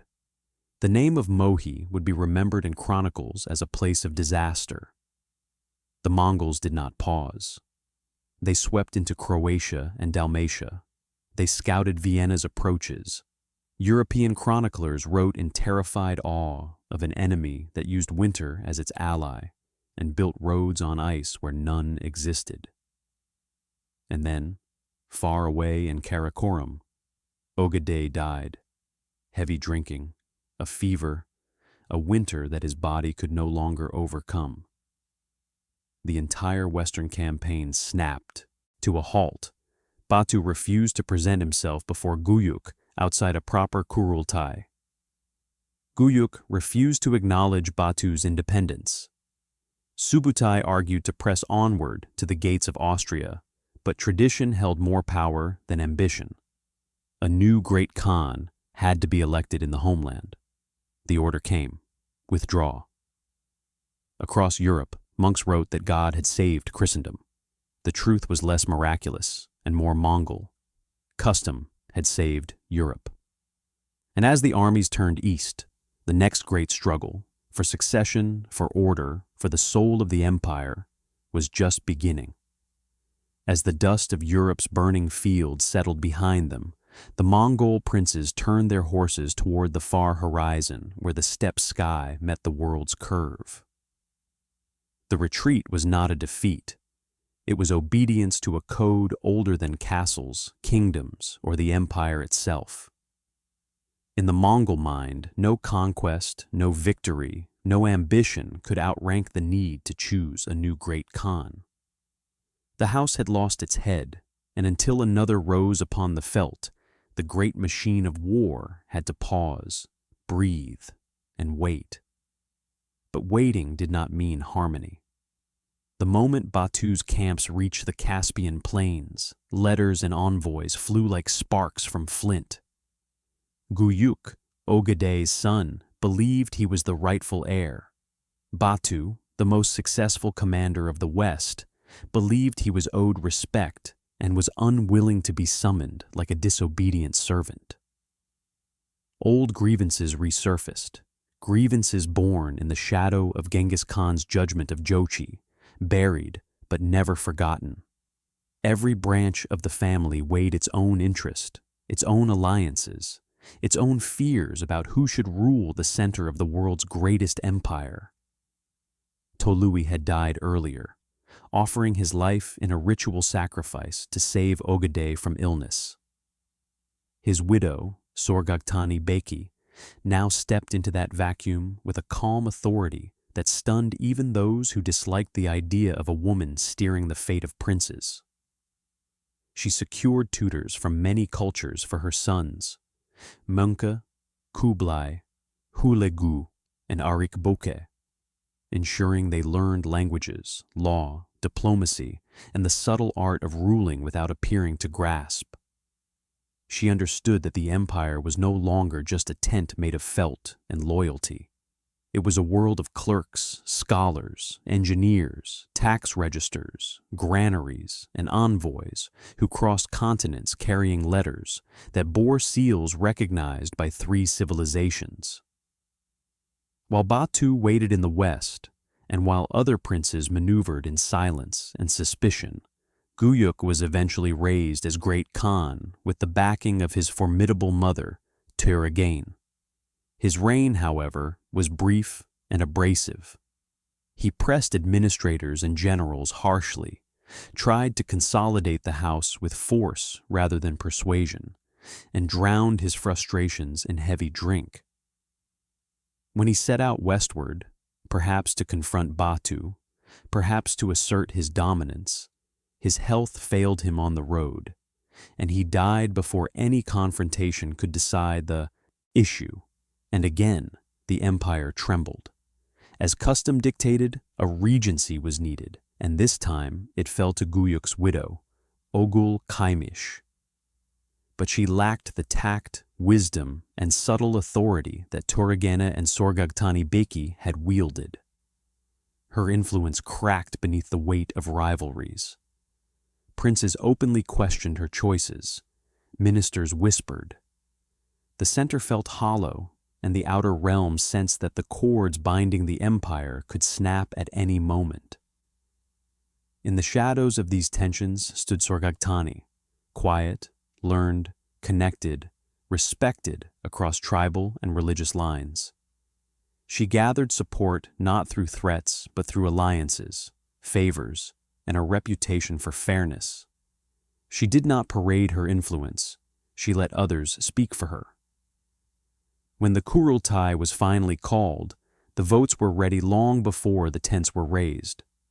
The council met in a year noted carefully by both Chinese and Persian chroniclers. Mönke, Sorgagtani's eldest son, was lifted on the felt and proclaimed Great Khan. His first acts were swift and decisive. He purged officials who had abused their power, dismissed tax collectors who had shaken peasants for bribes, and restored the importance of precise, recorded administration, the very foundation Yelu Chukai had laid. Mönke was unlike the rulers before him. He did not drink like Ogeday or Guyuk. He did not chase spectacle. He loved lists, accurate, meticulous reports, and commanders who could plan entire seasons of campaign rather than improvising on the field. He governed with a gravity that those around him felt immediately. Under him, the empire once again began to move as one, its roads humming, its couriers riding, its armies sharpening their arrows for renewed campaigns. And Mönke opened 2 vast doors at once, one to the south, toward the wealthy, fortified heartlands of the southern Song, one to the west, toward the remnants of the Khwarezmian world, the castles of the assassins, and the ancient seat of the Abbasid Caliph in Baghdad. For these tasks, he chose his brothers, men whose names would bend the map of Eurasia. To the west he sent Hulagu at the head of a massive host, siege engineers from China, accountants from Persia, Armenian laborers, Georgian carpenters, and thousands of warriors under horsehair standards. Their destination: the fortresses of the Nizari Ismailis, known in legend as the Assassins, and the ancient glittering capital of the Muslim world. The empire was ready to redraw the shape of civilization itself. Hulagu's march west was unlike any expedition the Mongols had undertaken before, not simply a raid, not merely a punitive strike, but a reshaping of the political world that had stood for centuries. His columns moved like a slow rolling thunderhead, siege masters from China pulling stone throwers on carts the size of houses, Persian accountants carrying ledgers and tax registers, Armenian and Georgian carpenters cutting beams for towers, smiths forging iron plates for engines, and behind them the heartbeat of the steppe, thousands of horsemen riding under black horsehair standards that fluttered like storms in the wind. Their first targets were the fortresses of the Nizari Ismailis, the so-called assassins. Built on cliffs, wrapped in steep staircases, and defended by fanatics trained to die without hesitation, these mountain strongholds had defied empires larger than themselves. But they had never faced the full engineering might of the Mongol war machine. Stone eaters, great catapults, gnawed at their foundations day and night. Supplies dwindled.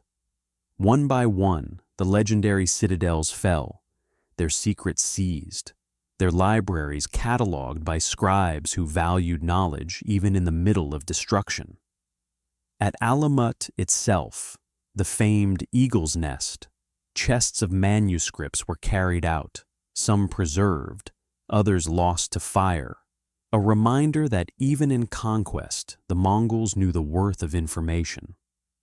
With the mountains subdued, Hulagu turned his full attention toward Baghdad, the jewel of the Islamic world, a city where scholars, poets, and philosophers had gathered for half a millennium. It was a place of astronomical observatories, vast markets, intricate canals, and a reputation so great that even Mongol princes spoke its name with awe. But prestige is not defense, and confidence cannot stop siege engines. Envoys rode ahead, demanding surrender. The Abbasid Caliph responded with words rooted in the grandeur of the past, not the strength of the present. His armies were insufficient, his walls unprepared for the fury marching toward them. Hulagu tightened his lines around the city, placing engines along the Tigris, ordering trenches and approaches built with mathematical precision. For days and nights, stone throwers pounded Baghdad's walls. The river ran choked with debris. Defenders fell. The final breach came in winter, under a gray sky that seemed to hold its breath. What followed was one of the most devastating sacks of the age. Chroniclers who walked through Baghdad afterward wrote of ruins so complete that it seemed as if an entire civilization had been overturned in a single blow. Ink from broken libraries stained the Tigris black. Blood from the fallen stained it red. The Abbasid Caliphate, symbol of Islamic unity for centuries, was extinguished. Yet in the ashes of Baghdad, Hulagu began building something new. He established his court first at Maraga, then at Tabriz, gathering astronomers, physicians, mathematicians, and scholars under roofs financed by Mongol power. In Maraga, under the direction of the great astronomer Nasir al-Din al-Tusi, an observatory rose, its brass instruments and star tables bringing Chinese, Greek, Persian, and Arab knowledge together for the first time on such a scale. A Mongol army had broken the old world, but a Mongol court was creating a new one. Power, however, always calls to its counterweight. To the north, Berka, the Beksa Muslim ruler of the Golden Horde and cousin to Hulagu, watched the fall of Baghdad with growing fury. The House of Yochi, now largely converted to Islam, saw Hulagu's victory as an insult, a wound to their faith. And so began the first great Mongol on Mongol war, cousins and nephews killing one another on the steppes of the Caucasus, a sign that the empire was no longer a single thunderbolt, but a collection of storm clouds drifting in different directions. While this Western world was reshaping itself, Mongol kept his eyes fixed firmly on the south. The Song dynasty still held the wealthiest rice basins of China, defended by a navy that dominated the great rivers and canals. Mongol required grain, shipyards, engineers, and relentless pressure along water routes. He assigned the northern theater to Kublai, studious, ambitious, and favored by Chinese scholars, and tasked Arik Boka with keeping the Mongol heartland steady. City after city along the Yangtze felt the weight of Mongol siegecraft. Bridges floated on pontoons. River towers crept forward under cover of shields. Barges broke enemy fire ships before they could reach Allied fleets. The Mongols learned to fight on water just as they had learned siege warfare and desert marches, by forcing surrendered experts to teach them, and by adapting with brutal speed. Mongol personally led the campaign into Sichuan, but the strain of siege warfare, the climate, or perhaps disease carried him off.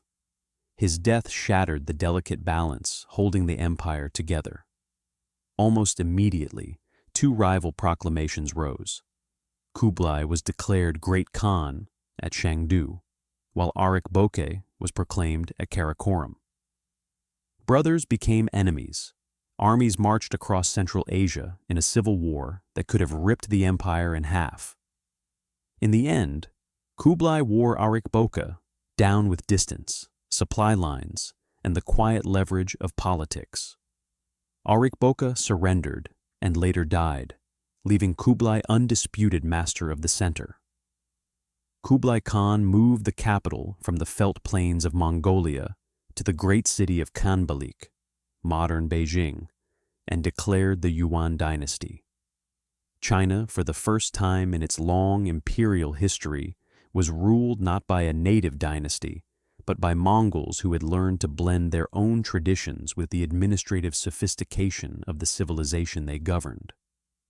A new era had begun, one shaped not by galloping hooves alone, but by canals, grain taxes, paper money, diplomacy, science, and the quiet, calculated power of a court that stretched from the Pacific to the Mediterranean.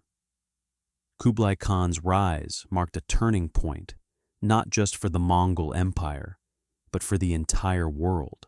Where his grandfather conquered with fire and thunder, Kublai ruled with a blend of steppe ruthlessness and Chinese statecraft, shaping a hybrid imperial identity that neither side fully recognized, yet both learned to live under. He maintained the horsehair standards, the decimal military system, the dignity of the Great Khan's title. But he wore silk robes, read memorials from scholars, and governed from a stone capital instead of a felt tent. To the proud warriors of the homeland, it felt like the empire had traded the open sky for walls. To Chinese officials, it felt like a foreign storm had rooted itself in their ancient soil. But to Kublai, it was simply the next logical step. An empire this vast needed a center that did not wander. Khanbalik, Dadu in Chinese, became the heart of this transformation. Kublai ordered the Grand Canal repaired so that barges could carry rice northward to feed the capital and the armies. He revived old grain reserves to stabilize food prices in famine years. He printed paper money in unprecedented quantities and forced the markets to accept it, backing it with grain taxes and state receipts. He opened the court to envoys from every direction, Venetians arrived, carrying letters from the Pope. A Franciscan friar named William of Rubruck described the shape of the world to the Khan. Later, Marco Polo and his family would cross deserts and mountains to serve at Kublai's court, writing a book that would ignite Europe's imagination for centuries. Inside the palace halls, no dynasty in Chinese history had ever seen a mixture like this. Mongols, Uyghurs, Turks, Tibetans, Persians, and Chinese officials working side by side, each speaking their own tongue, following their own customs, but united under the seal of a foreign ruler who balanced them like weights on a scale. They did not become one people. The empire did not dissolve differences. Instead, it created pathways, practical, political, cultural, that allowed these worlds to function within a single administrative machine. The greatest test of Kublai's reign remained the conquest of the southern Song. The Song dynasty possessed shipyards capable of producing fleets at astonishing speed, soldiers trained for river warfare, and bureaucrats who understood how to feed an army by water, even when land routes failed. But the Mongols adapted. They built their own river navy, forced surrendered Chinese shipwrights to train new crews, and constructed vessels that could mount siege engines and carry archers across turbulent currents. Battles turned the Yangtze into a field of burning rafts and sinking hulls. Year by year, the Mongol tide pushed south. In the final act of this long struggle, the Song made their last stand at sea. Their ships were chained together to prevent retreat, forming a floating fortress near Yamen. On board was the boy emperor, clinging to the last fragments of a dynasty that had ruled half of China for more than 3 centuries.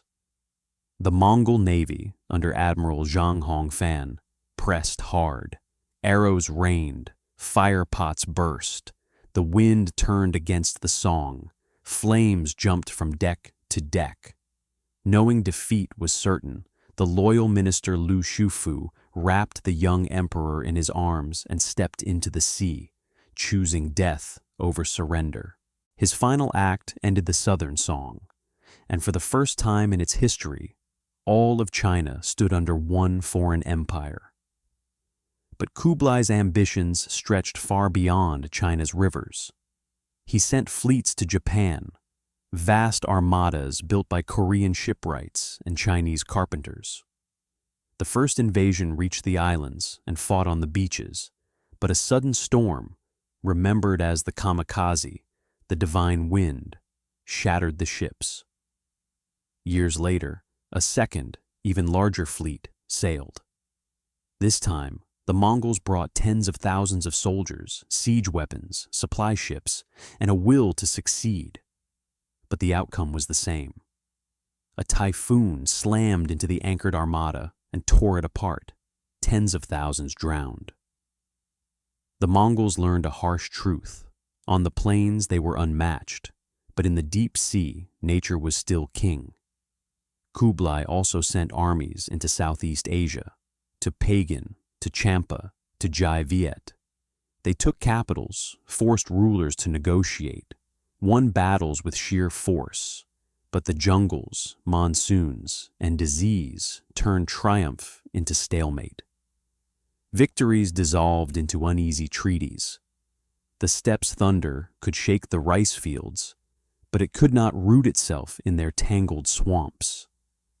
Meanwhile, the other branches of the Mongol family found their own rhythms. On the Volga, the Golden Horde set its capital at Sarai, a river city of markets, mosques, and merchants.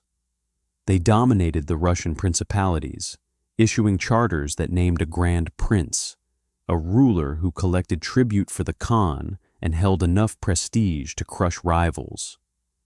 Some Russian princes, like Alexander Nevsky, learned to turn this foreign order to their advantage, using Mongol authority to secure their own positions. Trade along the Volga flourished. Italian merchants kept warehouses on the steppe. Caravans flowed toward the Black Sea with furs, wax, grain, and slaves. Over time, the Golden Horde embraced Islam, mixing steppe traditions with river town culture. In Iran, the Ilkhanate struggled with famine, revolts, and the wounds left by Baghdad's fall. Under rulers like Abaqa and later Ghazan, the court adopted Islam and attempted to bind the region together with new administrative reforms. Rashid al-Din, a physician, scholar, and statesman, compiled a monumental world history that tried to weave Chinese, Indian, Islamic, and Mongol narratives into a single story, an effort as ambitious as any conquest. In Maraga, astronomers produced star tables that influenced scientists from Damascus to Samarkand. Between these powers lay the realm of the Chagatai Khanate, ruled by descendants who balanced Turkic customs with Mongol law. Kaidu, a grandson of Ogadei, refused to accept Kublai's supremacy. For decades he waged a stubborn war across Central Asia, raiding caravans, blocking routes, forcing garrisons to fight in deserts where supplies were scarce. The conflict proved what many already suspected. The empire was now too large for one man to command absolute obedience. Yet through all the political fractures and feuds, the institutions built in the first generation still functioned. The Yam relay system carried orders across vast distances. Envoys still traveled with paisa tablets that opened doors from Persia to China. Merchants financed armies. The decimal organization of the troops remained the skeleton of Mongol warcraft. Laws protecting ambassadors remained sacred. A messenger harmed was an insult that could bring a city to ruin. Clerics of every faith, from Franciscans to Tibetan Buddhists to Muslim jurists, moved freely, preaching and debating under the empire's wide umbrella. On these roads, a traveler could drink fermented mare's milk in a felt tent one week, eat pilaf in a Persian caravanserai the next, and stand before a Chinese magistrate wearing a silk robe the week after. The Mongol Empire did not make the world identical. It made it connected. But movement carried not only ideas and wealth, it carried disease. In the mid-14th century, a sickness rose from the Great Plateau, traveled down caravan routes, reached the port of Kaffa on the Black Sea, under the eyes of the Golden Horde, and leapt onto Italian ships bound for the Mediterranean. From there, it spread like fire. Cities emptied, trade routes fell silent. What the world would later call the Black Death rolled outward along the very networks the Mongols had built. No ruler intended it. It was the cost of a world newly bound together. Meanwhile, memories of Genghis Khan hardened into legend. The Yasa, the unwritten code of the empire, was never compiled as a single document, yet its spirit lived in judgments, traditions, and the fierce Mongol insistence on fairness toward allies and envoys. Persian historians like Juvaini and Rashid al-Din placed Mongol rule within the long arc of world history. Chinese chroniclers wrote of how a steppe court had become an imperial dynasty unlike any before it. Across all these voices, certain traits of the founder emerged again and again. He rewarded loyalty, punished betrayal, valued skill regardless of origin, and insisted that the roads of empire remain safe. As generations passed, the center drifted. Karakoram's timbers weathered. Khanbalik became the seat of power. Sarai prospered on the Volga. Tabriz thrived as a gateway to the Mediterranean. Each branch wore the Mongol coat in its own style, yet a traveler could always recognize the signs. The black horsehair banner, the relay post, the man wearing a paisa, the law that protected messengers above all else.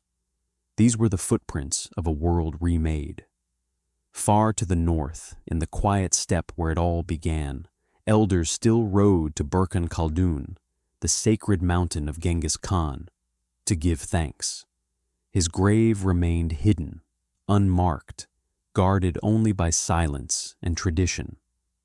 Yet across continents, rulers claimed descent from the blue wolf and the fallow deer to justify their crowns. Some spoke his name with hatred, some with awe, many with both. His descendants ruled China, Iran, and the steppes for centuries under different languages, religions, and banners. But the framework he built endured long after armies stopped riding under his command. Wherever a courier rode safely with a sealed tablet, wherever merchants demanded fair measure under a Mongol charter, wherever a court allowed a monk, a judge, and a Brahmin to argue their cases without fear, a thread of Genghis Khan's first intentions remained alive. Not just conquest, but the creation of a world where power could move across space faster than ever before. The great machine of empire, once held together by a single will, now moved through inertia, its roads still humming, its envoys still traveling, its merchants still trading. But the unity that had once bound it like a single tightened bowstring was beginning to loosen. Kublai Khan ruled in the east as emperor of the Yuan, but his authority over the western branches was authority in name only. The Golden Horde, the Ilkhanate, and the Chagatai Khanate carried the same ancestral pride, but followed their own rhythms, shaped by their own lands, their own armies, their own ambitions. Yet even in these divisions, the Mongol imprint remained unmistakable. On the Great Steppe, the Golden Horde strengthened its influence over the Russian principalities. Sarai, their capital, grew into a bustling metropolis where mosque domes rose beside merchants' warehouses, where Italian traders negotiated for furs and wax, and where caravans rolled out toward Crimea and the Caspian. Russian princes traveled to Sarai to kneel and receive a yarlik, the patent that made a man grand prince. With that scroll came immense prestige, the authority to collect tribute for the Khan, and the power to command rivals. Some used this foreign system with cunning. Alexander Nevsky, for instance, secured his city's safety by cooperating with the Horde, leveraging Mongol favor to suppress threats from both neighboring princes and crusading knights. Meanwhile, in Iran, the Ilkhanate rose from the ashes of Baghdad, grappling with famine, rebellion, and the complexities of ruling a land whose history stretched back to the dawn of recorded time. Under the Ilkhan Ghazan, the state embraced Islam, implementing administrative reforms aimed at stabilizing a region wounded by war. Rashid al-Din, Ghazan's vizier and one of the most remarkable scholars of his age, undertook a project no one before him had imagined. A world history that integrated Chinese, Indian, Islamic, and Mongol accounts into one universal narrative. He sent letters to governors, merchants, and travelers across the empire, requesting details, dates, customs, and stories. His aim was simple and audacious, to make sense of a world newly knitted together by Mongol rule. In Moraga, astronomers under Nasir al-Din al-Tusi produced star tables that influenced observatories across 3 continents. But even as knowledge blossomed, conflict simmered. Kaidu of the Ogadide line refused to accept Kublai's supremacy, turning Central Asia into a battleground. His cavalry harassed caravans, challenged garrisons, and forced both Yuan China and the Ilkhanate to waste resources on frontier defenses. His struggle with Kublai stretched over decades, proving that no matter how vast Kublai's authority in China, the steppe heartland still followed its own logic. Loyalty there was personal, not imperial. Still, the Mongol institutions endured, perhaps the most enduring legacy of the era. The yam system, with its relay stations and fresh mounts, allowed orders to travel across thousands of kilometers with astonishing speed. A man carrying a paisa could cross hearts of empires without fear. The decimal organization of troops, units of tens, hundreds, thousands, and 10,000s, remained the military backbone from China to the Volga. Laws protecting envoys remained so sacred that harming a messenger was considered worse than killing a prince. The empire had not made the world uniform, but it made it navigable. On these roads, the world mingled in ways no civilization had seen before. A Persian merchant might stop at a Mongol relay post, drink fermented mare's milk with a local officer, then continue on to a Chinese city where he traded Damascus steel for silk. A Tibetan monk might travel to the Ilkhan's court, debate astronomy with an Arab scholar, then sail to India to study medicine. A Franciscan friar could walk into a Persian caravanserai, hear Arabic poetry recited, and then ride east to witness Chinese bureaucrats inspecting grain reserves. But along with goods and ideas, misfortune also traveled. In the mid-14th century, a plague rose from the steppes, spreading silently along the same connected routes that had once carried prosperity. At the port of Kaffa, on the Black Sea, where the Golden Horde watched Genoese merchants trade, the disease boarded ships bound for the Mediterranean. From there, it spread with terrifying speed, reaching Constantinople, Alexandria, Venice, and beyond. Markets closed, families vanished, fields lay untilled. The Black Death, as it would later be named, transformed societies, economies, and belief systems. It was the shadow side of the Mongol world system, the price of a global network in an age without medicine. Yet even plague could not erase the memory of the man whose vision had set this world in motion. Genghis Khan's laws, the Yasa, were never written in a single volume. They lived instead in rulings, traditions, and decisions remembered by chiefs and transmitted by storytellers. Persian chronicles tried to place him within the vast sweep of Islamic history. Chinese memorials recorded how a nomadic court became a Chinese dynasty. Across all accounts, certain themes reappeared. He rewarded loyalty absolutely, punished betrayal without mercy, respected skill regardless of origin, and insisted above all that messengers be protected so that the empire could communicate across impossible distances. His grave remained hidden on the steppe, unmarked, a secret guarded by tradition rather than stone. Yet his descendants ruled China, Iran, and much of the steppe for centuries. Even when their empires fractured into separate states, each branch carried a piece of his vision, a belief that power was not just held by armies, but by roads, systems, information, and the ability to move faster than any enemy. Wherever a courier rode safely, wherever a merchant demanded fair measure under a sealed Mongol charter, wherever judges allowed men of different faiths to argue before the same court without fear, the ghost of Genghis Khan's intention lived on. His empire did not survive intact, but its structure reshaped the world. And in the centuries that followed, travelers crossing the vast expanse from the Yellow River to the Danube could still see the echoes of an age when the world narrowed and stretched at the same time. When distant lands learned each other's names, when knowledge flowed with caravans, and when a child born in a felt tent near the Burkhan Khaldun mountain sent ripples through history that still move beneath our feet. Kublai Khan's Yuan dynasty, despite its immense wealth and administrative sophistication, carried within it the seeds of tension that would only grow with time.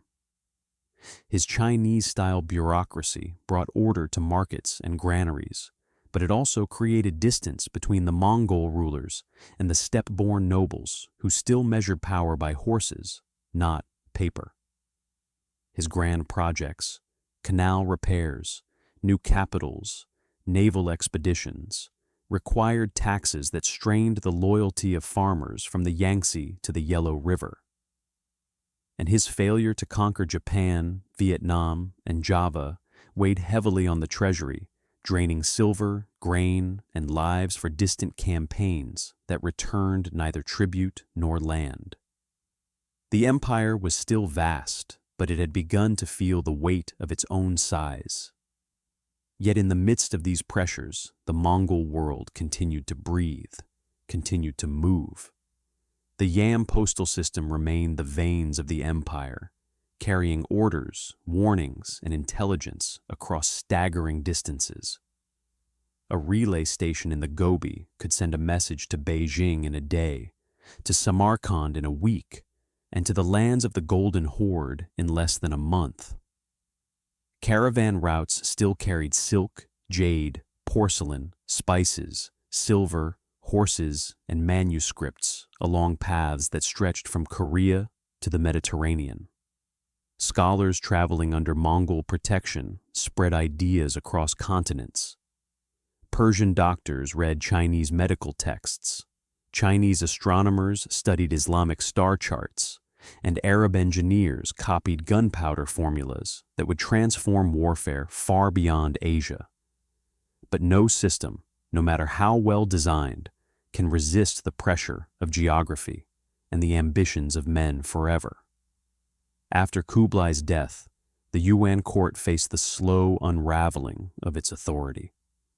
The Mongol elite, in China increasingly lived not as steppe warriors, but as urban rulers, surrounded by luxuries and rituals far removed from the windswept plains of their ancestors. Rival Mongol clans fought for influence at court. Chinese officials whispered of corruption. Natural disasters, including floods of the Yellow River, brought famine and unrest. Bandit armies rose in the countryside. The great machine still moved, but its gears had begun to grind.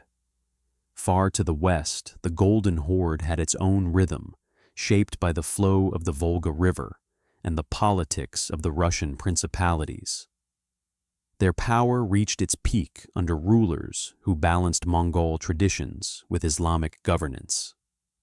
Sarai grew into one of the largest cities in the medieval world, where merchants from Genoa, Venice, Constantinople, Egypt, and China traded side by side. But prosperity attracted rivalry. Conflicts erupted between the princes of the Horde, leading to civil wars that burned across the steppes. The balance that once kept Russ's principalities orderly began to waver. Tribute collectors competed. Princes rebelled. The Horde fractured into smaller khanats, each claiming legitimacy, each desperate for revenue. In the Ilkhanate of Iran, Ghazan's reforms had brought stability, but his successors could not maintain the delicate balance between Mongol nobles, Persian administrators, and local dynasties. When the Ilkhan Abu Sa'id died without an heir, factions tore the state apart. Warlords carved out territories. Trade declined. Skilled administrators fled to safer lands. The once thriving centers of science and astronomy struggled to survive without a unified state to support them. The observatory in Moraga fell silent. Scholars dispersed. The roads became less safe, and merchants chose other routes. Central Asia, caught between the collapsing Yuan, the divided Ilkhanate, and the internecine struggles of the Golden Horde, became a battleground of shifting alliances. The Chagatai Khanate, once a bridge between East and West, was torn between Islamic and Mongol traditions, between tribal warlords and scholarly advisors. Cities like Bukhara and Samarkand survived through diplomacy, hosting scholars even in times of turmoil, but the unity that once defined Mongol rule across the region slowly dissolved. Yet even amid division, the Mongol legacy endured in unexpected ways. The protection once offered to merchants had encouraged trade networks that survived even after Mongol power declined. The Silk Road, strengthened by a century of stability, continued to pulse with caravans. Gunpowder technology, spread through Mongol contact, revolutionized warfare across Eurasia. Paper money, census systems, and administrative practices influenced states far beyond China.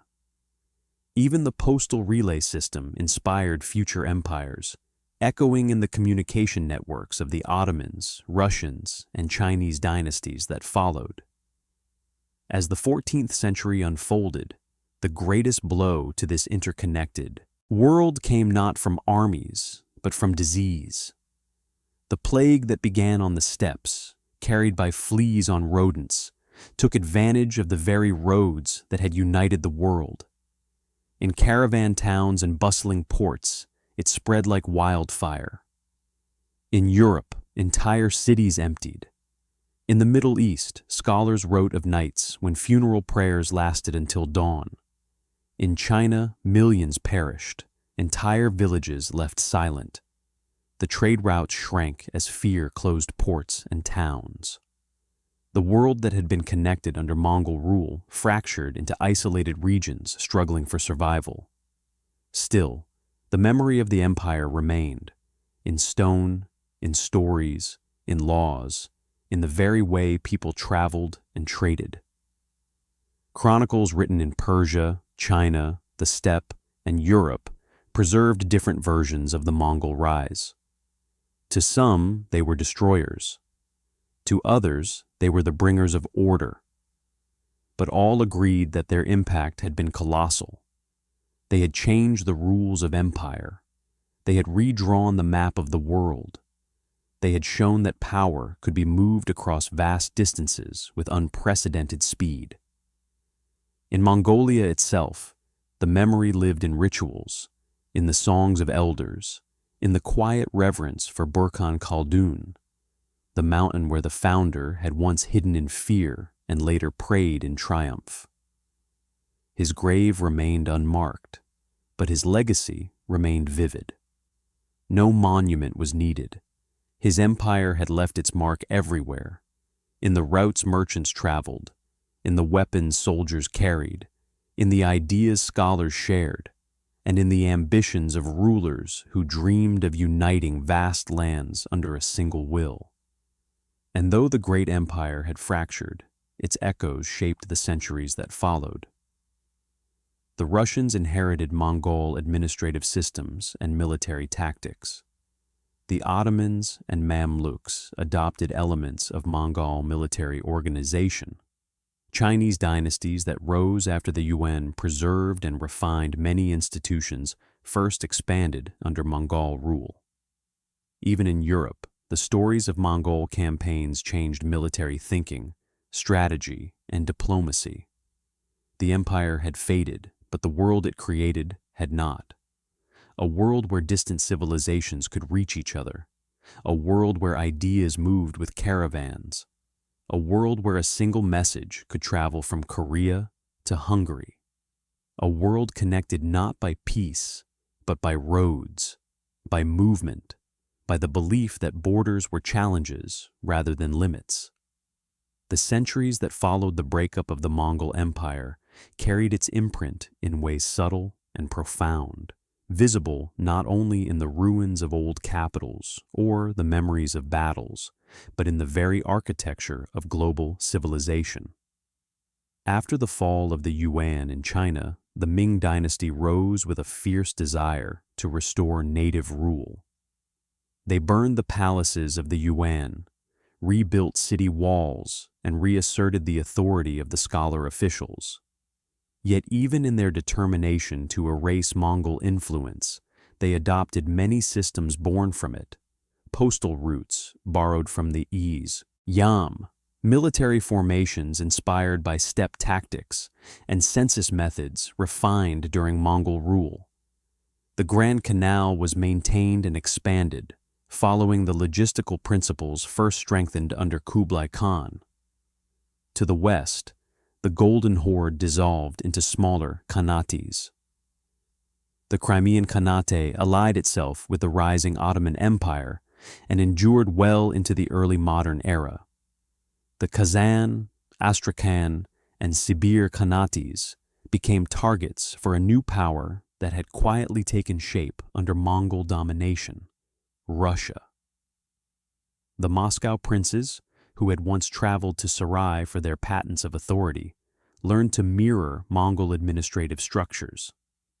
They developed a centralized state, a cavalry-based army, and a taxation system built on Mongol foundations. Over time, Moscow absorbed the Volga Khanates and pushed east across the Urals, carrying a memory of Mongol governance into Siberia. In a twist of history, the descendants of those who once paid tribute to the Khans now march through lands once ruled by the Golden Horde. The Ilkhanat's collapse left Iran fragmented, but its intellectual legacy endured. The works produced in Maraga's observatory influenced astronomers across the Islamic world. Rashid al-Din's universal history remained a cornerstone of Eurasian historical understanding for centuries. And though warlords claimed cities and deserts, Persian bureaucratic traditions, strengthened under Mongol rule, continued to shape governance from Anatolia to the Indus.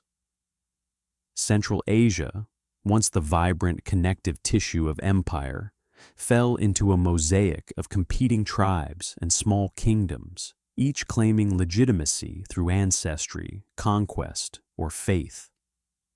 Samarkand and Bukhara remained jewels of Islamic learning, but the highways that had once carried caravans in steady lines now became quieter, interrupted by conflicts, banditry, and crumbling infrastructure. Into this fractured world would later rise a conqueror who consciously modeled himself on Genghis Khan, Timur, known in the West as Tamerlane. Though not a Mongol by strict lineage, he married into Genghisid lines, adopted Mongol military discipline, and resurrected the dream of a unified Eastern Empire. His conquests were brutal and spectacular, leaving behind both devastation and architectural brilliance. Yet even his empire could not hold what the Mongols once held, not with the same speed, not with the same cohesion. Across Eurasia, one truth became clear. The Mongols had not simply conquered territories. They had rewired how the world worked. Trade routes that once sputtered under regional insecurity had become arteries of global exchange. Even after the plague and political fragmentation, merchants remembered the pathways opened by Mongol rule. The Silk Road continued to pulse, modified but enduring. Italian travelers who reached China during the Mongol era returned home with knowledge that sparked European curiosity about the wider world. Technologies such as gunpowder and the compass made their way westward, reshaping European warfare and navigation. Paper and printing spread more widely. Meanwhile, from the Islamic world, astronomy, medicine, and mathematics traveled eastward through Mongol channels, enriching Chinese scholarship.